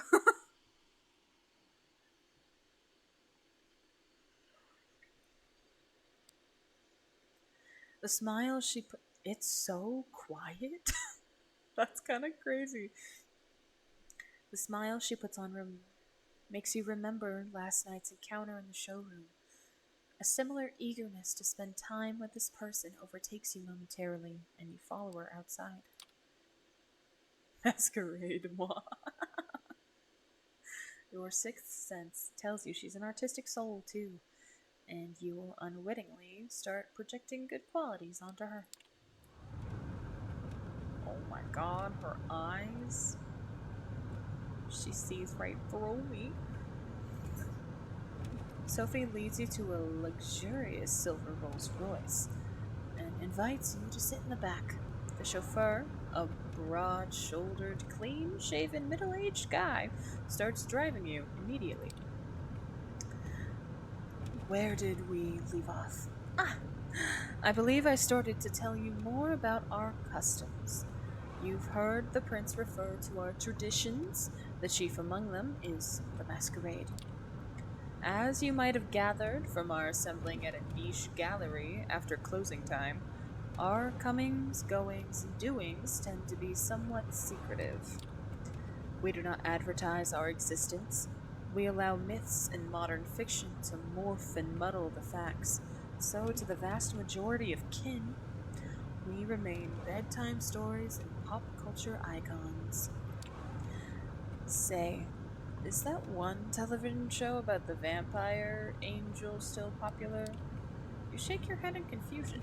She shrugs and continues talking, looking a bit more dejected than before. Our clandestine ways help us remain safe, allow us to explain away the occasional trip up to the rational minds of the 21st century humanity, and dictate much of our interactions with mortals. What's the risk? Is your driver a vampire too? Is there anything the movies get right? Is there anything the movies get right? There has to be some stuff that the books or movies got right. Or is it all just vampire propaganda? There is a kernel of truth in every myth. Those concerning kindred are no exception. There are mortals who sift through and manage to separate the facts, though it doesn't happen thanks to Hollywood. For one, sunlight burns us. That's why we rest during the day. You felt it, More like being dead than being dormant, isn't it?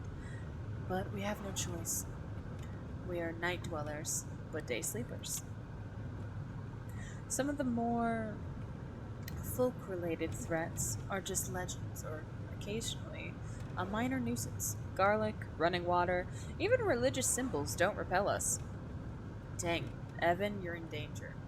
Garlic doesn't work.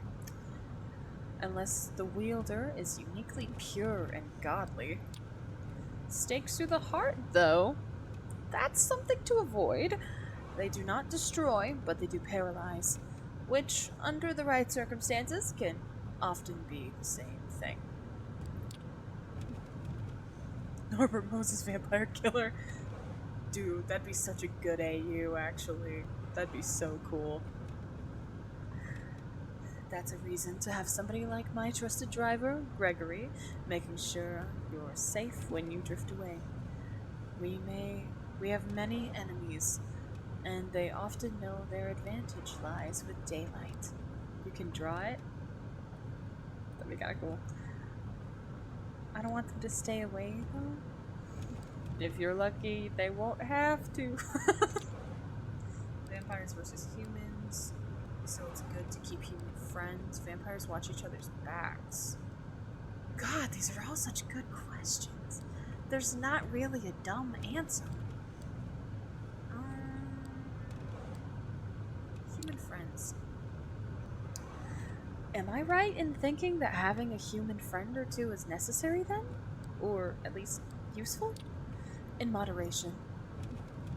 And best if they don't know your true nature. Also, I would say that subordinates are useful, but friends... I haven't had one of those for many years now. Our little sect supplies social interactions aplenty, but it doesn't really encourage friendships. Alliances of convenience to be broken at a whim.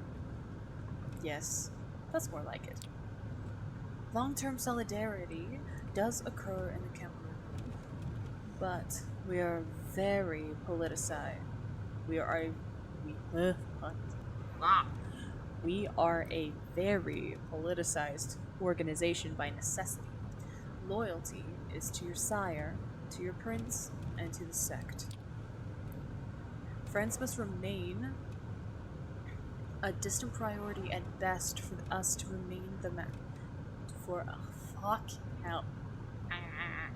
for us to maintain the masquerade and thrive as the years pass. With age comes authority, with it comes influence and power, if you wish to reach them. She seems to be lost in thought and falls silent for a while, leaving you to ponder all the things you've learned tonight. It feels absolutely unreal, but as piece after piece of knowledge falls into place, the image becomes almost like an entirely logical jigsaw puzzle. Whatever you wouldn't believe on your own, you've witnessed.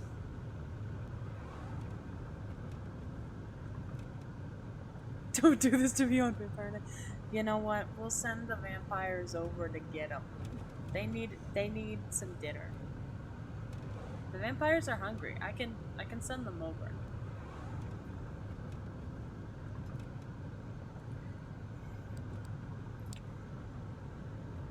Many questions swarm your thoughts, but the ones you keep returning to is what your place in this new reality should be. The car stops. You're in the city, in front of an old but well-renovated apartment building. We're here. Would you like to see your lodgings? Is it another parking lot room? What if I want to sleep in my home? No. Is it another drab safe room in an underground parking lot for my safety and all that? Don't be ridiculous. You're not a sireless fledgling in Kadir's stern grasp anymore, and even he wouldn't hold you there any longer than necessary, I think. Come upstairs. She leads you through a small hall with a night guard who greets Miss Langley with a good evening, and you take the stairs up to the second floor. Sophie opens the door to room 209. Oh my god, it's so nice. Okay. Inside are all the amenities you could expect from a modern apartment, and some you wouldn't have deemed necessary just the previous night, including thick blinds on the windows. The back room has a comfortable looking bed and a thick steel door with several sturdy looking locks, but no windows. Well, how do you like it? This is great, thank you. What, can I choose another? Not bad, could use some redecorating. This is great. I'm glad. Make yourself at home. Tomorrow I will take you hunting and discuss the blood in more detail. I'll let you get comfortable. The keys are by the television set.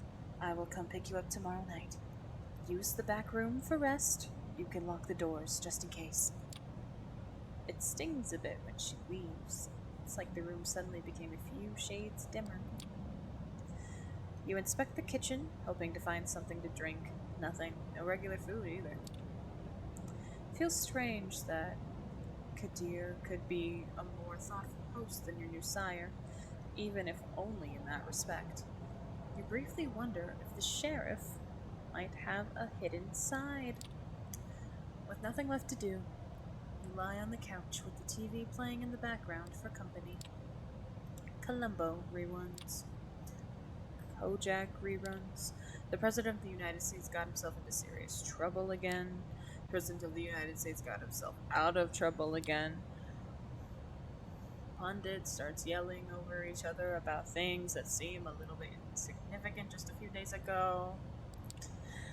You start drifting off, reflecting about another night of confusing conversations and worldview shattering revelations. How many more before you finally understand what happened to you and what you're supposed to do now? You keep coming back to life. Coming back to the life you left behind, the people you should contact, the things you want to pick up from your apartment. You wonder when you'll have the chance for either. As you start to feel the same tiredness that made you drift into a cold sleep last night, you settle in the back room. The bed is comforting, the lack of windows less so. You leave the light bulb on. Looking at it, you realize it's the closest you'll ever come to staring at the sun on a breezy summer day again. A wave of melancholy overwhelms you. God.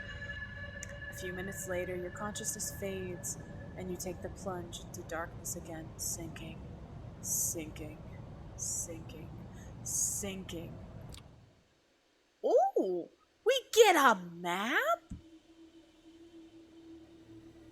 What is this? Ooh!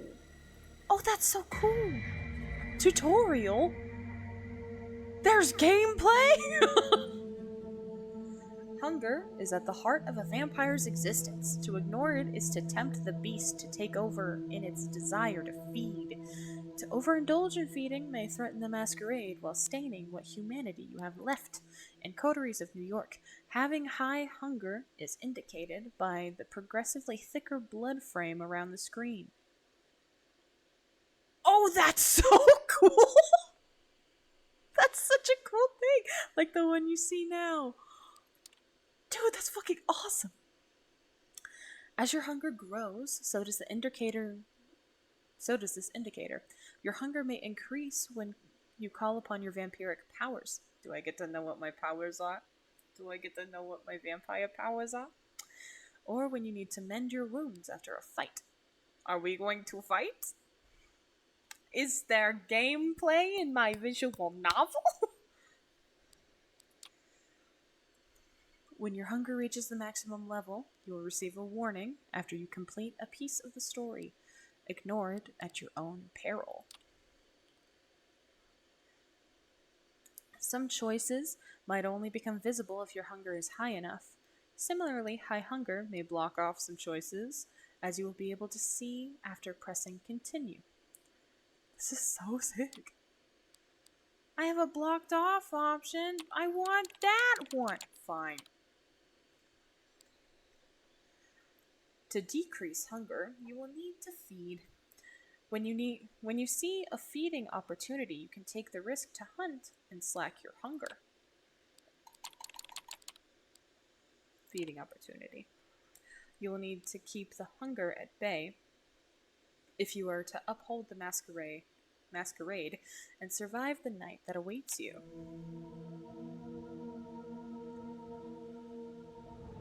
That's so cool. Welcome back, Danny. We finally have gameplay. So we're a vampire. I don't know when you left, but we're a vampire. And the pretty red hair lady from the title screen, she's our sire now. She's in charge of us. So yeah, that's kind of fun. You open your eyes. The bed isn't warm. The room is filled with artificial light from the ceiling.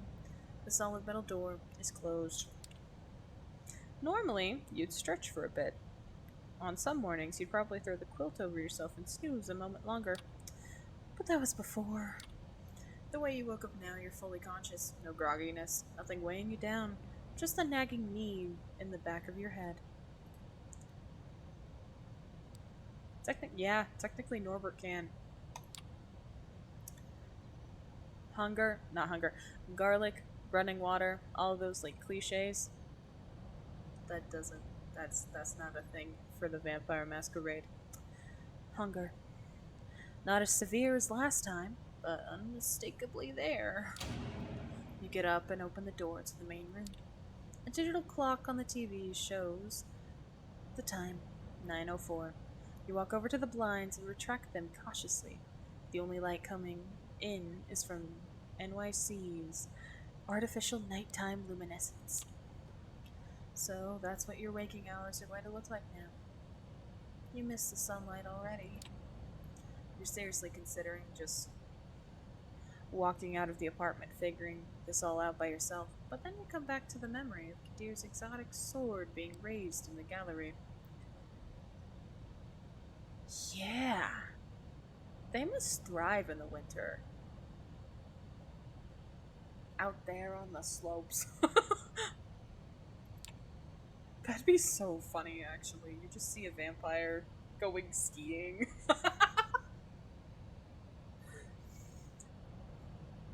What a fun situation that would be, actually.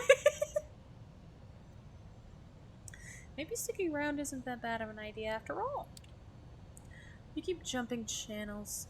Streaming services! Oh my god. For half an hour, and then switch to streaming services. Almost as if the universe had a sense of irony, you catch True Blood in the flood of recommendations. The doorbell rings. That's an awful sound. It's Sophie! Oh my god, look at her. I feel like there are. Because one of the clans we could have chose at the beginning was Brujah. And they're more like your rebel type, kind of like your chaotic choices. I feel like in a snowy climate, they would be the ones that would be all ski bums. I feel like, yeah, that'd be cool. Oh my god, there's probably ski resorts that have all of their workers as vampires, and then they have the human staff that works in the day. Oh my god, there's a whole world that just opened up that I wasn't ready for. I've been enlightened. Good evening, Mickey. Slept well.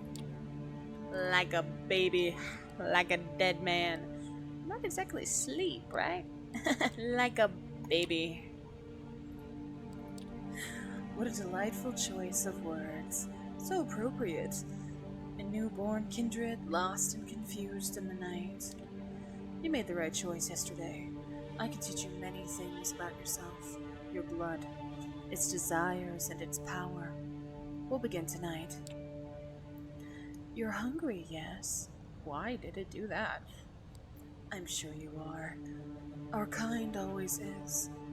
There's only one remedy, the blood. The drinks we had at Elysium yesterday are not the usual way we slack our thirst. So tonight, I will assist you in your first foray into hunting. You will need to learn the sense. You will need to learn the sense. You need to learn to sense the kind of blood you desire. Oh, that was so hard for no reason. To understand how you can use the kin's vulnerabilities to your advantage.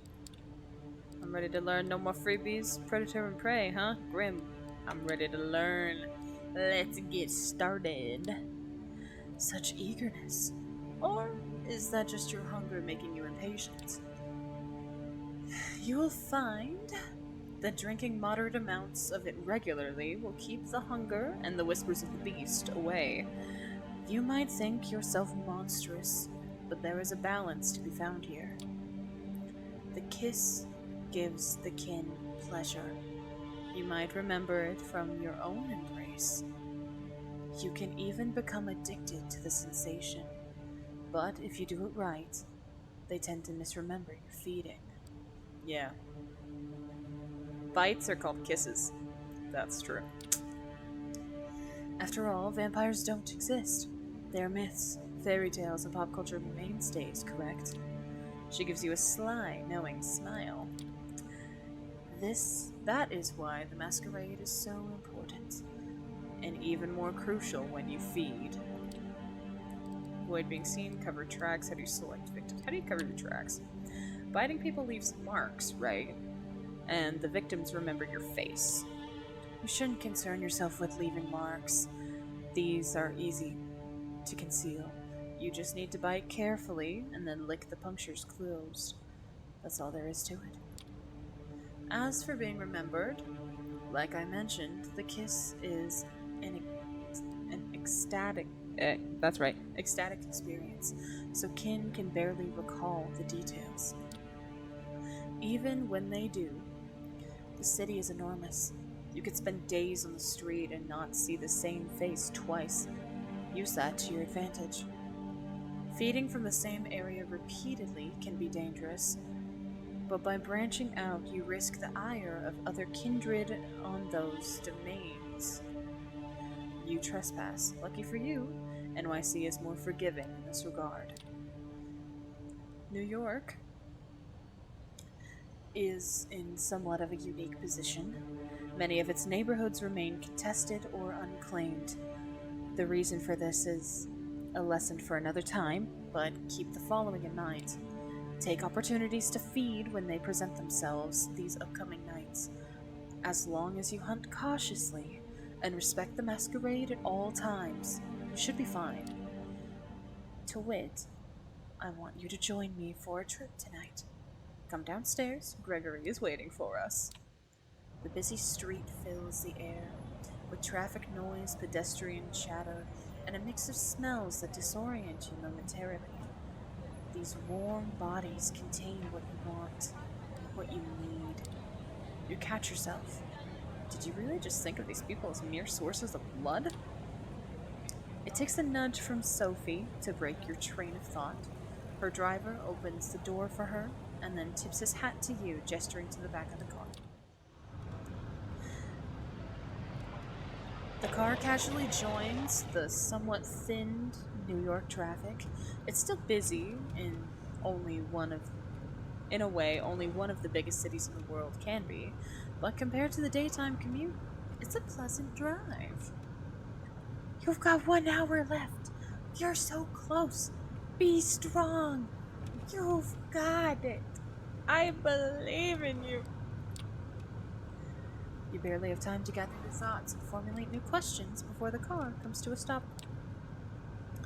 You're among the tall skyscrapers that make up Manhattan's iconic skyline.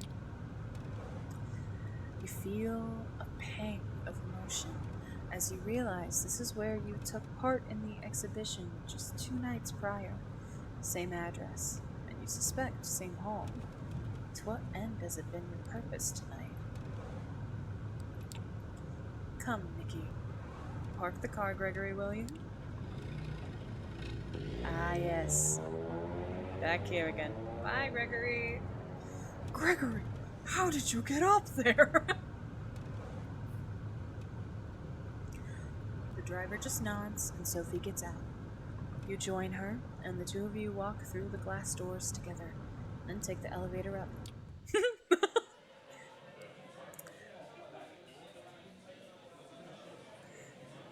You first notice an empty stage with the instruments of a string quartet still in the back, then take in a few dozen chairs in front of it. The concert seeming concluded, the patrons, all smartly dressed and posh, have spread out all over the hall. Sophie strides confidently inside, produces an invitation from her purse that she flashes in front of a security guard. You follow close and are let through without an issue. Let's start easy. A social setting like this one would usually prove quite challenging in an inexperienced kindred, but consider this evening a small gift from your patron. I'm hoping to procure you a vessel. Just remember what I told you about taking small sips. This one I have a soft spot for. Don't damage her. Now, let's see here. Ah! There he is. She notices somebody in the crowd, flashes a heart-melting smile, and suddenly, even you feel drawn to her. You haven't thought about it before, but it's laid clear before you in this moment. Sophie is beautiful. Just looking at her is a privilege. Just being with her makes you feel elated. Everybody in the crowd, but especially the man who's almost tripping over himself to reach her, clearly agrees. Edgar, I'm so happy to see you. How is your daughter? Is she with you? Oh, there she is! Julie, my girl, come over, please. There's somebody I'd like you to meet. The young woman who walks across the hall can't be more than 19 years old. It's clear from her mismatched earrings and the partially faded purple hair dye she doesn't fit in this crowd. Julie, this is Mickey. I think the two of you should get acquainted while I talk business with your dad. Awfully boring stuff, I assure you. I'm positive you'll like each other. The girl gives you a shy smile and nods towards the balcony stairs. You follow, somewhat unsure of what it is exactly Sophie expects you to do. You reach a secluded space from which the entire lobby is visible, all eyes on Sophie. They listen intently and then laugh when she does. Julie saves you the trouble of figuring out the next step. If you're with Sophie, then I guess you're, that you know. She puts her wrist to her lips and gives herself a theatrical nip, and then looks to you embarrassed, but also hopeful. I don't know what you're talking about. What, you're into this sort of thing?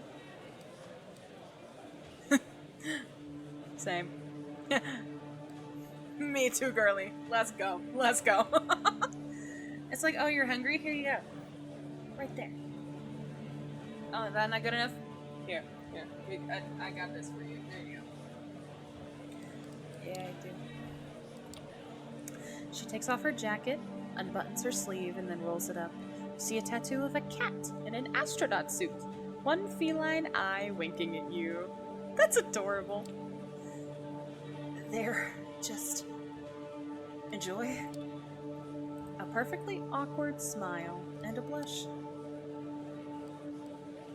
Drink from Julie. Hell yeah! Sophie would be mad if I didn't. You take her forearm in your hands. A quick look around confirms nobody's watching, and no security cameras cover this area. You bite down gently. It's surreal. She's just given you her blood of her own volition. How is this possible? What about the masquerade? You need to ask Sophie. Your thoughts disappear amid the bliss. There's just the taste. Sweet, fresh, sanguine. You drink, and drink, and drink. No, stop! You tear away from the girl harder than you wanted. Still, the bite leaves just tiny punctures, almost as if by instinct you link them clean. And the two holes become concealed just like that. Julie's now leaning against the wall, pale, wobbly on her feet, but happy? Yeah, Blue. Yeah, we do. She lets out a dreamy sigh, opens her eyes. A few tears fall into her shirt. Tears of joy. Thank you. Please, can you walk me downstairs, please? My dad, he doesn't know. Thinks it's a condition. Miss Langley told him so. She leans on you and requests you walk her over to a bench. She takes a seat and smiles at you. The crowd around Sophie disperses slowly. Looking at her now, only some residual awe hangs in the air. Yes, she's pretty. Maybe even beautiful, sure. But not your type. What came over you before? You walk over to her. Edgar, dear, it was splendid talking to you. But we need to get going. Give Julie my best wishes. Come with, Mickey. Gregory is waiting for you out front. Whoops. Stay. She freaky, I respect it. Hell yeah. It's only in the car that Sophie addresses you. I can tell from the look that you took the opportunity. Good for you. The girl's exquisite, don't you think? You wouldn't tell by her demeanor, but she has so much passion. It brings out a unique bouquet in her blood. Her blood was delicious. She knows who we are. I feel like I took advantage of her. She knows who we are. I think she knows who we are. That's not normal, right? It's not usual. That much is true. But don't worry. She will do anything I tell her to, and won't say anything to anyone that I haven't put in her pretty head first. Time for the next stop. Training wheels off this time. Gregory, Flushing Meadows, please. The driver takes the car over to the Williamsburg Bridge. Settle your thoughts. What did you do to the people back there? Those people back in the hall, they were all entranced. Even I was under your spell. What was that? She smiles with satisfaction. That old trick? Just the blood doing my bidding. We all have our talents. Some of them come from the legacy we inherit from our sire. Others can be learned with experience. I can sway people or make them fear me. I see more of the world and in greater detail than some kindred. I can will my body to move with unparalleled precision and grace, and more. All of these skills make me who I am. They also help me hunt. What are my powers? Okay, so what are my talents? Time will tell.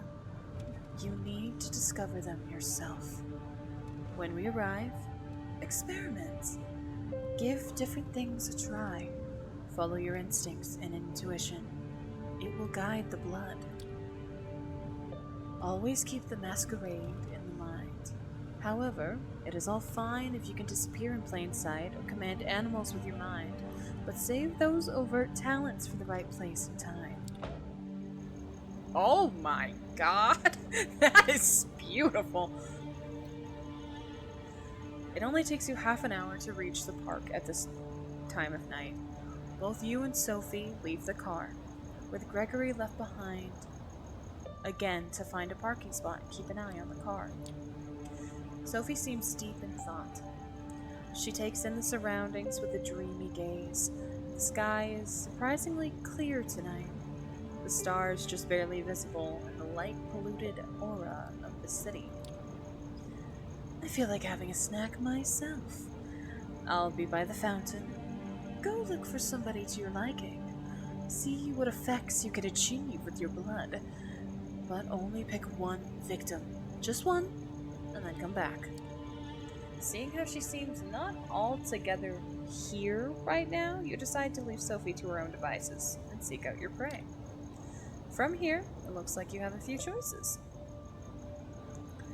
Just taking a stroll around the park and finding an isolated jogger or someone like them could work, but focusing on one area might work better.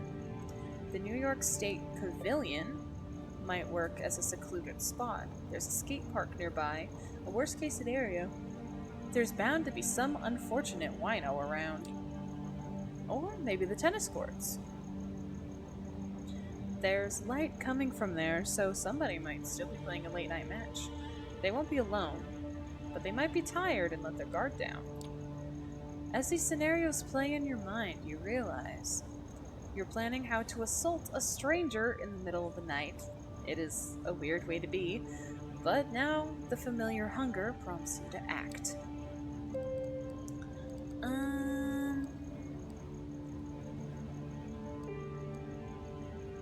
We'll do the pavilion. Why not? You make your way to one of the park's most well-known landmarks, the round skeleton of the New York State Pavilion, with its two vaguely futuristic-looking towers. You don't get lucky with the skate park. It's not deserted. Instead, a group of skaters is gathered there, talking loudly and listening to music, playing out of crackling smartphone speakers. Deciding to have a quick look around, you identify a potential victim, a sleeping bag lady, leaned back on a bench, a shopping cart full of what looks like trash nearby. Even thinking of the second option makes you feel sick. You decide to take your chances with the skaters, not even getting close to the homeless woman. You think back to what Sophie did in the hall, how she managed to focus the attention on the entire gathering on her. He might be a tall order for you, but a single person could be doable. You single out a guy who's talking on his phone away from the gathering. He's having a heated discussion with somebody. A relative? Partner? It's not going well. This talk is over. I said shut the fuck up. Hey, you hearing me? Shut up. Call me when you get some fucking sense in your stupid brain, okay? He's very angry. Oh no. Oh no, he's not happy. He ends the call abruptly and throws the phone to the ground in frustration. Hey man, I need some help. Rough night.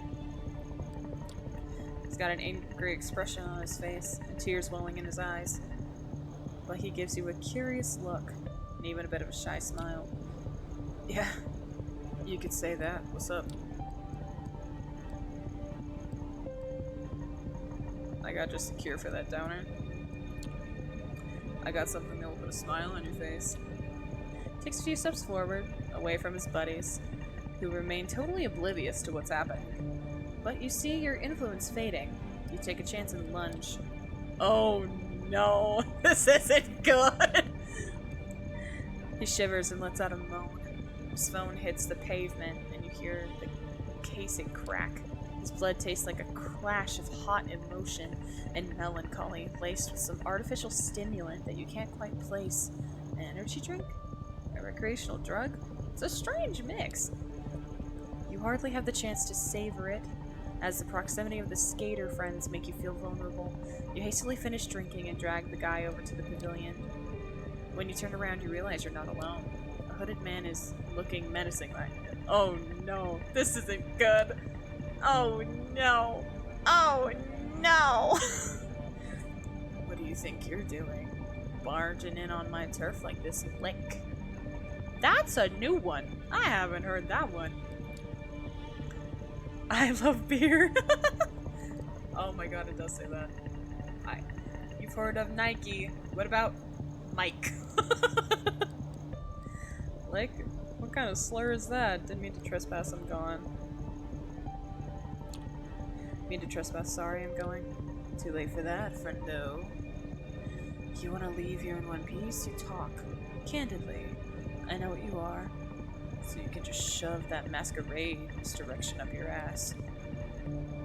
Now, better tell me who you're with before my posse show up and beat the shit out of you. Big talk coming from a chump. Sophie Langley. She's my patron. Doesn't ring a bell, sounds fancy though. He licks his lips, exposing his fangs and looking at you voraciously. A nervous tick, or an attempt at intimidation. I wonder, what would Callahan do to you if I brought you in, huh? Break your shins? Leave you out to be kissed by the sun? Oh, concrete shoes, maybe. He's old school like that. I have celerity? Yes! I love celerity! Let's go! Celerity? We're running back. You take off, fast, faster than you've ever run. The hoodlum has trouble keeping up, but howls behind you like an animal and gives chase away. As you reach the Unisphere again, you slow down, noticing two people near the sculpture, a man and a woman tangled in passionate embrace. No, not exactly. It's Sophie feeding. But this whole scene is set up to look like a couple getting intimate in public. She pulls it off like she's done it 100 times before. It occurs to you that she probably has. The man is unsure on his feet. As she lets go of him and leads him toward a nearby bench, noticing you, she whispers something into his ear and leaves him. Her driver appears from behind a tree. Well, Mickey, how did it go? You're about to answer when the same figure as before emerges from one of the alleys. He looks at the three of you. A predatory smile creeps onto his lips. You thought you could run away from me, lick. Think you'll be safe with your friends? Well, I have friends too. He takes a motion to shout, but two things happen almost at the same time. First, the feeling of warmth and beauty emanating from Sophie flares up again, entrancing both of you in the hooded thug. His shout comes out weak, confused squeak. Second, Gregory produces a wooden stake from a holster under his jacket and slams it into the thug's chest.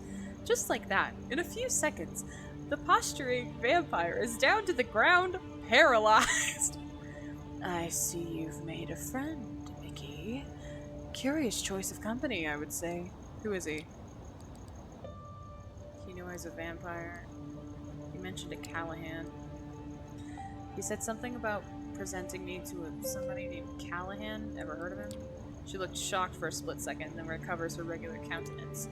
Yes, I have. This hoodlum is Anarch, then. Curious. Corona Park has not been claimed by any kindred last I checked. Let's get to the car.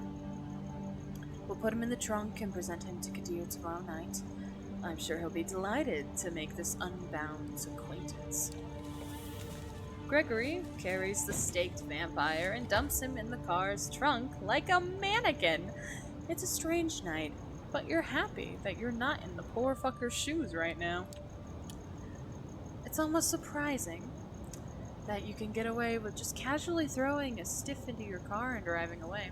But then you remember that Sophie's been doing this far longer than you have. Still, the nagging thought that anything you did tonight could have been recorded on a CCTV camera or picked up by a rando with a half-decent smartphone and streamed online fills you with dread. Hunting, and using your abilities, is a dangerous business. It's clear that this whole being a vampire thing has as many caveats as it has perks. You're taken out of your headspace by Sophie's voice. I'll pick you up tomorrow night, same as tonight. I have some business to attend at Elysium, and I expect you to accompany me. Plus, our friend in the back needs to be properly introduced to Kadir and the prince. I'm sure he'll have some interesting things to say to the court. Her voice is cold, cruel, and nothing like the enchanting personality she showed at the gallery earlier tonight. Sophie is clearly a woman of many faces. What's going to happen to him? Good riddance. That guy's an asshole. I'd do the same thing in his place. What's going to happen to him? The usual, I imagine. Interrogation by Kadir, probably in the basement of the gallery. A quick trial, with the prince in attendance if she's there tomorrow night. A swift execution as the verdict. This all sounds eerily familiar to you, and you can't help feel a pang of guilt when you think about what awaits this guy tomorrow. You haven't told me how your hunting went. Getting a hang of it, I would hope? It'll take some getting used to. I'll need time to get used to this if it doesn't come naturally. It will with time. You need to think about it less. Hunting is the one scenario in which you'll do well to trust your instincts. In moderation, of course. She seems distracted. Not all there. Her thoughts drift, and the car remains still until you reach your apartment. We'll pick you up tomorrow evening. Good night.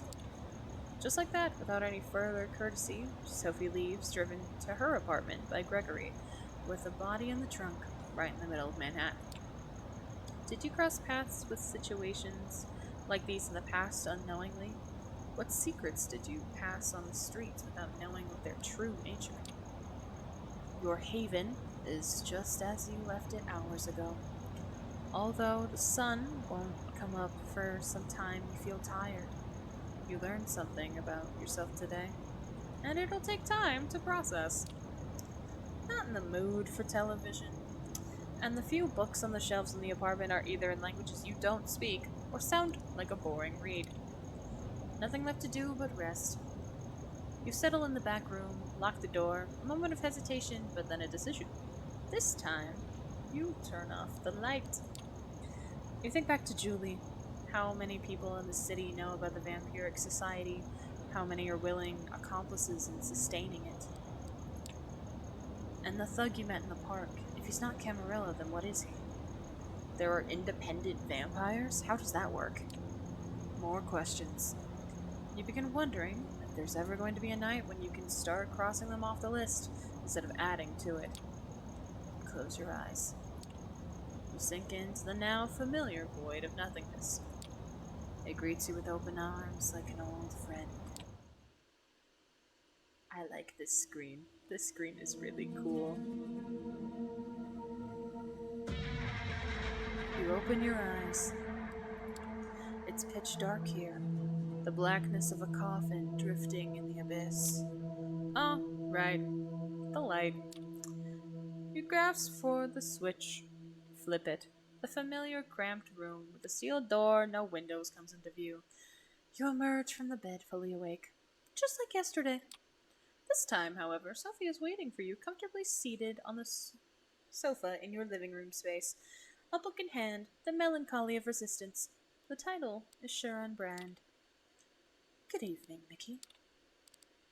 How did you get inside? Sorry to have kept you waiting. Good evening. I hope you rested well. Tonight will be quite eventful, I think. Come, we have an appointment. I received word Elysium would be called again tonight on account of your unruly friend from Corona Park. This should be a great opportunity for you to mingle. She keeps talking as you walk downstairs and get in the car. Gregory gives you a slight nod and a small smile while opening the door for Sophie. He starts the car when you take your seat in the back. Most of the Primogen Council is bound to be there. At least those who usually attend. Probably some other important personalities you do well to at least learn about. How should I carry myself? You never told me if there's any... What word is that? Savoir... You didn't tell me if there's any kind of rules I should respect while talking to other vampires. I'm gonna have to look up that word. God damn. Knowing that you're among your superiors is probably the most important. In our society, status comes with age. Pardon my sincerity, but you are insignificant. Not even associating with me can make that fact that you've been kindred for barely a few nights be forgotten. So know your place, stay out of the superior's business, and show the utmost respect. Thanking the prince for sparing you, and maybe having a friendly chat with Kadir publicly might show your gratefulness for being a part of the Camarilla now. I would suggest you make it sincere. At any rate, you should behave yourself tonight. Remember what I told you about reflecting on me as your patron. I have a reputation to uphold in court. Do not tarnish it. There it is. She might have saved you. She might be protecting and teaching you, but it is clear what she's really concerned about. Her own interests. I mean, she made that clear. She made that clear from the get-go, my guy. I don't know what to tell you. Like, I don't know what to tell you.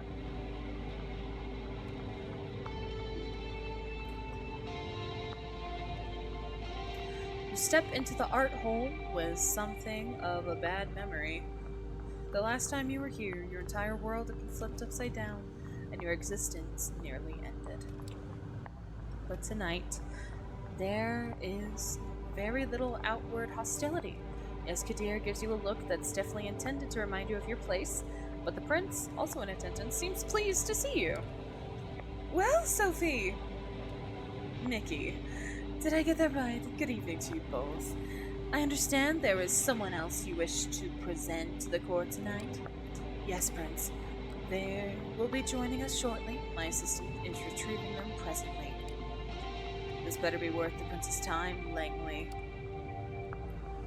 There's been a situation between those two. Something happened, and I want to know what happened. Forgive the sheriff's harshness. Something to do with Mickey's begetter. Mickey's begetter eluding his grasp, I believe. Ouch! That must hurt his ego. Even if his only reply is a crooked smile. The mention of your sire makes you feel a pang of emotion again. Whoever he was, he left a lasting impression. He was reinforced with your visit to the show space last night. That's the past. Right now, though, you are back in the gallery and are reminded of your sister instead. Emma frequents this place. Is she aware of these clandestine meetings after dark? The flaring up of whispers in the gallery hall breaks you out of your thoughts. Gregory enters the room, the jumpsuit-clad, inert vampire still staked on his shoulder. The show's about to start. Sophie's driver places his charge in the middle of the room and nods respectfully to Kadir. The sheriff approaches the vampire, removes the stake from his chest. The captive's eyes flicker to life and is looking around in disbelief. Like a cornered animal, he backs out on all fours, keeps going in circles until he realizes he's trapped. Kadir steps on the man's chest and pins him to the floor. Why, who do we have here? Oh, fuck. Shit. Oh, no, come on, don't. Silence.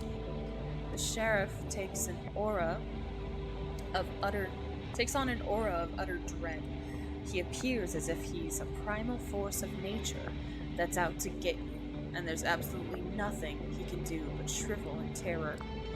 The beast inside you shrieks, and you could swear it happens in unison with the instincts of some of the other guests here tonight.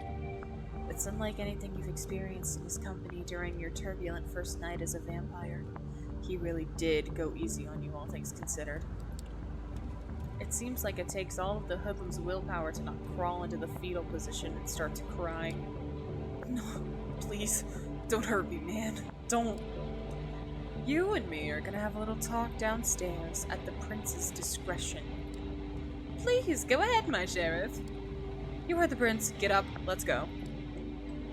He doesn't wait for the confirmation. He grabs the man and drags him, kicking and screaming out of the room. Conversations start all around you, some whispered, some quite overt. Sophie looks somewhat bored of the whole affair. her eyes wandering from art piece to art piece, clearly finding nothing to her particular liking.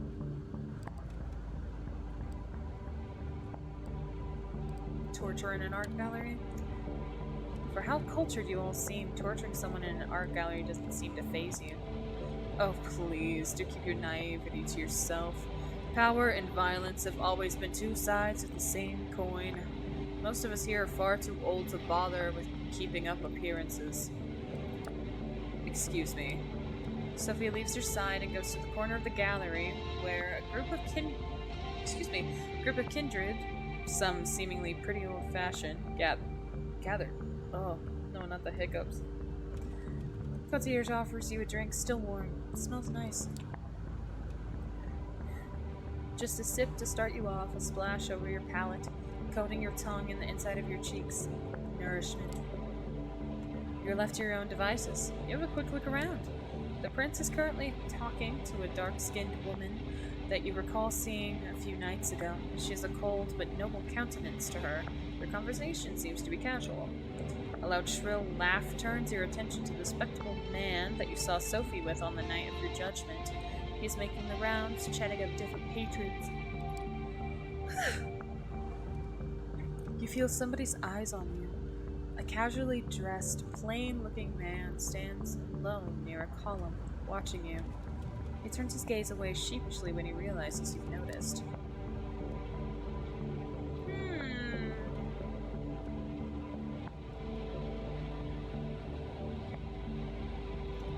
I don't want to interrupt the prince. Let's go confront the man looking at us. There's something about this guy. It's not that he's staring at you. Most everybody in this room has at one point or another. It's how he does it. He seems shy. Maybe even afraid. It's hard to find a secluded spot in the gallery tonight. But this guy has an entire corner of the room all to himself. As you approach, he's standing alone with no glass in hand, a worried look on his face. Good evening, Mr. Robert Larson. That's some fluffy hair. Just gotta fluff it a little bit. You can call me Robert. Either's fine. So who are you? What's your role in court? Why are you standing here alone? What's your role in this court? Or are you just here for the company? Now that's a loaded question. Oh, he's a primogen! Oh my god! I'm one of the Prince Panhard's primogen. Say that 5 times fast. I'm here on business, in case the prince requires my insight. Usually, it's so she can hear me out before ignoring me. Not sure if you were paying attention the other night, but when the prince mentioned diverging opinions on whether you should be executed or not, that was me. I was the diverging opinion. What was your reason? Not that I'm ungrateful, but out of curiosity, what was your reasoning? My reasoning? Just common sense. You shouldn't be blamed for being assaulted and essentially murdered to boot. But, as Kadir loves to say, the traditions are clear. Listen, I don't want to be rude, and I appreciate you reaching out, but a word of advice? Stay away from me. Many vampires in this sect regard my position as primogen as some kind of a joke, you know. Why does he look familiar to you?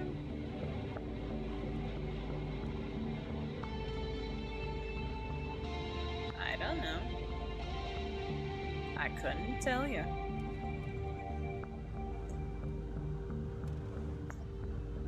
If you talk to me, they'll notice. They'll hold it against you. Some distant part of your brain. That makes sense. Give a quick look behind you and see that a few kindreds keep shooting you curious glances. One woman in particular, redhead, boasting in fanciful hairstyle, watches you disapprovingly. Some of them already do, I imagine. Excuse me, I just need to try to get a word with a few primogen members before Kadir returns. Enjoy your night. With just the critical looks from a few kindred to your company, you start thinking about who to pursue next. You notice Sophie mingling with other kindred, clearly in her element and not to be disturbed. Kadir hasn't come back yet, so you can probably find time to talk to at least one other person. Let's try and talk to the prince, show that we're grateful.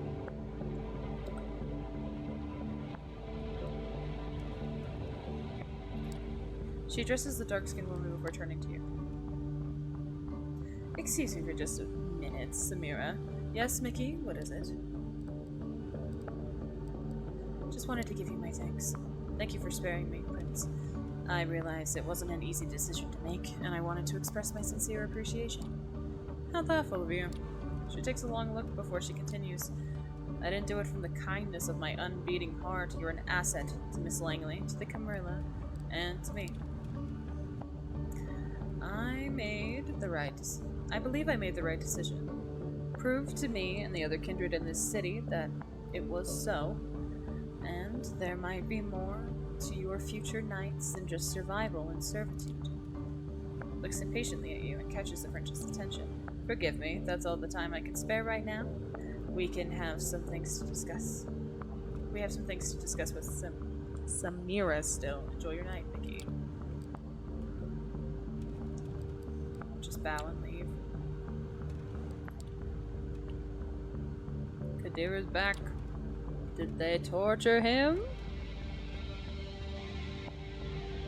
The vampire is a mess. The hat is still on his head, covering some of the ruined face in welcome shadow. He's barely conscious.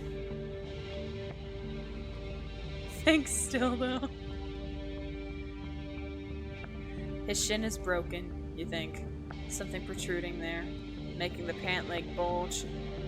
One arm seems twisted at a strange angle. Very little blood, surprisingly, but clearly a whole lot of hurt. Well, Kadir, did our guest cooperate? Tell the prince your name. It's Howard. And who do you run with, Howard? The Midnighters. The Anarch Coterie, my prince, active for some time now, though from what this one told me, the name is about the only legacy the group has kept over the years. I see. Hey, Prince, I didn't mean it. I didn't know. I didn't. He dislocates the jaw? The spray of blood creates something of an abstract art piece on the floor. God damn! This one is guilty of threatening a member of the Camarilla and claiming a domain without the prince's approval. That alone would be enough to pass with judgment. But he is also Anarch scum.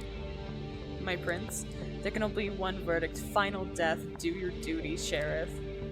Unless, of course, somebody would like to play being a good Samaritan like our dear Miss Langley a few nights ago. Takes it gracefully, smiling, slipping her arm under yours in strange public show of affection. Final death, dude. Nobody says anything. The vampire named Howard jumps to his feet and makes for the window. Grab Howard! In a split second, you make your choice. Focusing your blood, you dash forward and grab Howard by the back of his jumpsuit, pulling him away from the window. You expect some resistance, but you find you don't have to worry about it. When a swift cut separates Howard's body from his head, you let go and the headless corpse slumps to the ground. Kadir is standing between you and the door, with an ugly smile on his face. Well, Mickey, your eagerness is laudable, if unnecessary. The Howard fellow couldn't have hoped to escape his fate, not facing Kadir's expertise. However, I have made note of this show of loyalty. You, and on your patron... We're making our mama proud! I would like to thank Miss Langley for bringing this Anarch thug to my and Kadir's attention. I assume you have found the verdict satisfactory. It's a rhetorical question and everybody here knows it. Then I consider tonight's meeting concluded. Good night to you all. God damn. Holy shit! That's crazy. Oh god. I should thank Kadir. He notices you, You caught him in a moment of reflection. What is it, Mickey? Just wanted to thank you for giving me a chance. An emotion creeps onto Kadir's face that you haven't seen the sheriff exhibit yet. Is this gratitude? It's fleeting, but it's there for a moment, gone in a blink of an eye. It was trying on my nerves, and you're still far and away from proving that it was the right thing to do. So don't think that a kind few words will let you off the hook. Still, I have to admit, as I was as surprised as Prince when you jumped to the opportunity to stop the Anarch from escaping. I was sure Valerie would have beat you to it. But she didn't! If there's nothing else, I'll be taking my leave. Why are you so mean?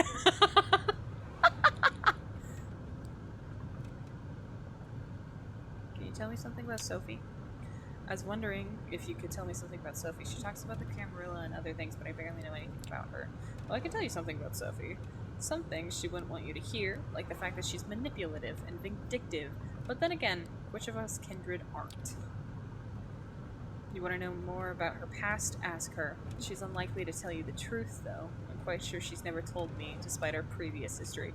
Oh my god, did they date? Oh my god, were they friends with benefits? I need to know the tea. That's what we do, fledgling. We exist for centuries and we lie. To our families, our friends, our lovers, to our kindred, sires, and child, or to ourselves. He picks up the sword and turns toward the stairs. Good night, and watch yourself. You've messed up my batting average, so I'll be sure to keep a close eye on you.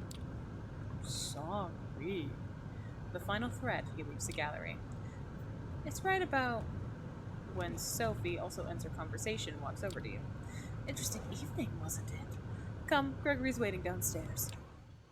She seems preoccupied with something, and not in a talkative mood. It's an awkward car ride back to the city. This time, you arrive at another building, just two streets across from your apartment. She brings you upstairs, through a nice lobby and a luxurious looking hall into her domain. Please have a seat. I shall be right with you. Oh my god, look at her place. It's so nice. You take in your surroundings. The apartment is like a gallery, an old school smoking room that you've seen in a period piece once, and a nouveau riche living room meticulously combined together. Apologies, old habits die hard. Clearly, some stick with you even after death. She drags on her cigarette and breathes out. Breathes. How is she doing that? Can you do that? Oh, yes, you might not know. Takes some practice, but you can keep smoking if you'd like. Other things too. Experiment! You might surprise yourself. But I did not bring you here to show off. This is where I rest these nights. That door in the back, the bedroom. Similar to yours, I have servants and bodyguards in addition, of course. I brought you here because I need you to trust me.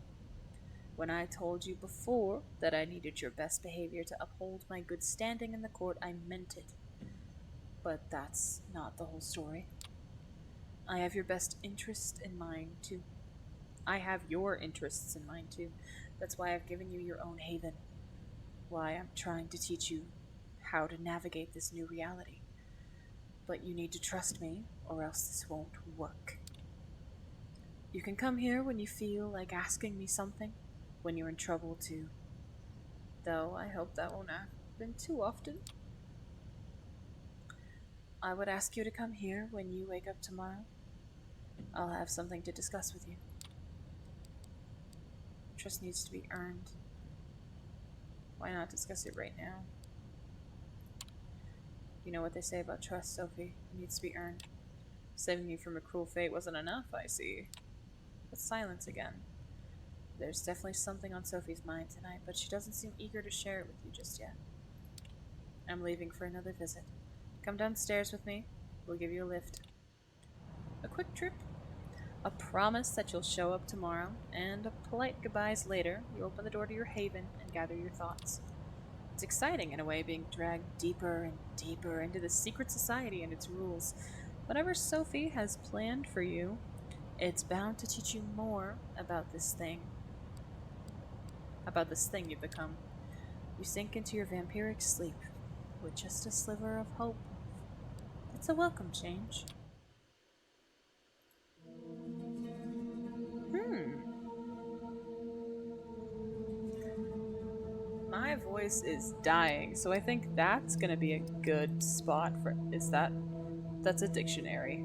How do I exit this game?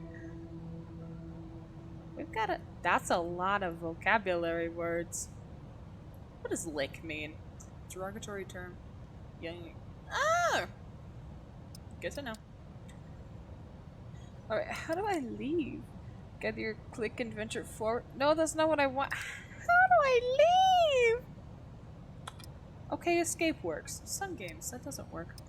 Let's save and exit. This is fun. This game is exciting and fun. Oh my god. I'm excited to play more of it. I think it'll be great. It'll be a wonderful time. It's full screen. This was a crazy stream. Oh my god, I don't even remember everything that happened. Let me look at the event thing. We got a couple followers. That was crazy. We got some subscribers. That was insane. Holy shit! I just looked at the subscriber points. I was at 4 when we started this, and now we're at 21. That's really cool. That's really cool, actually.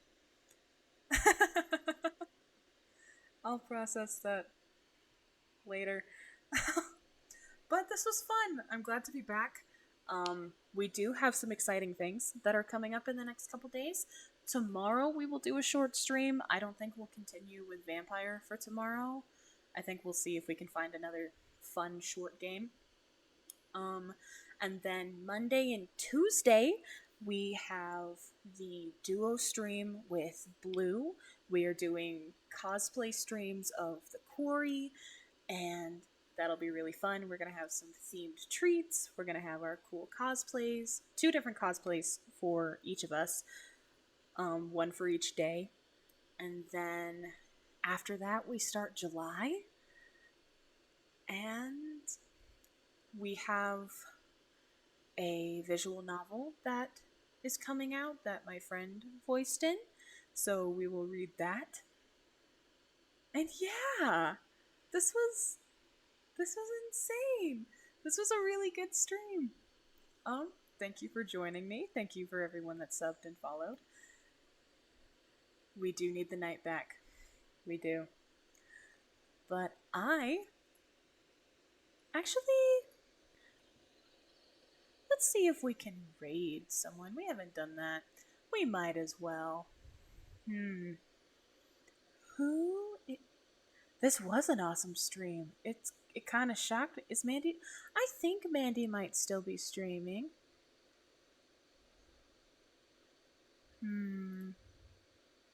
Mandy. Gemma Bookworm. Let us find out. I'm coming to get you.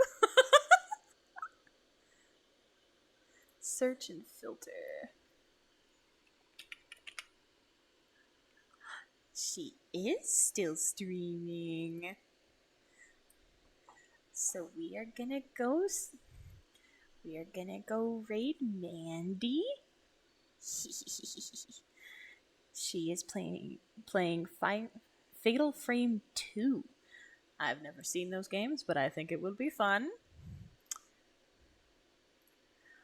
But yeah, this was a fun time.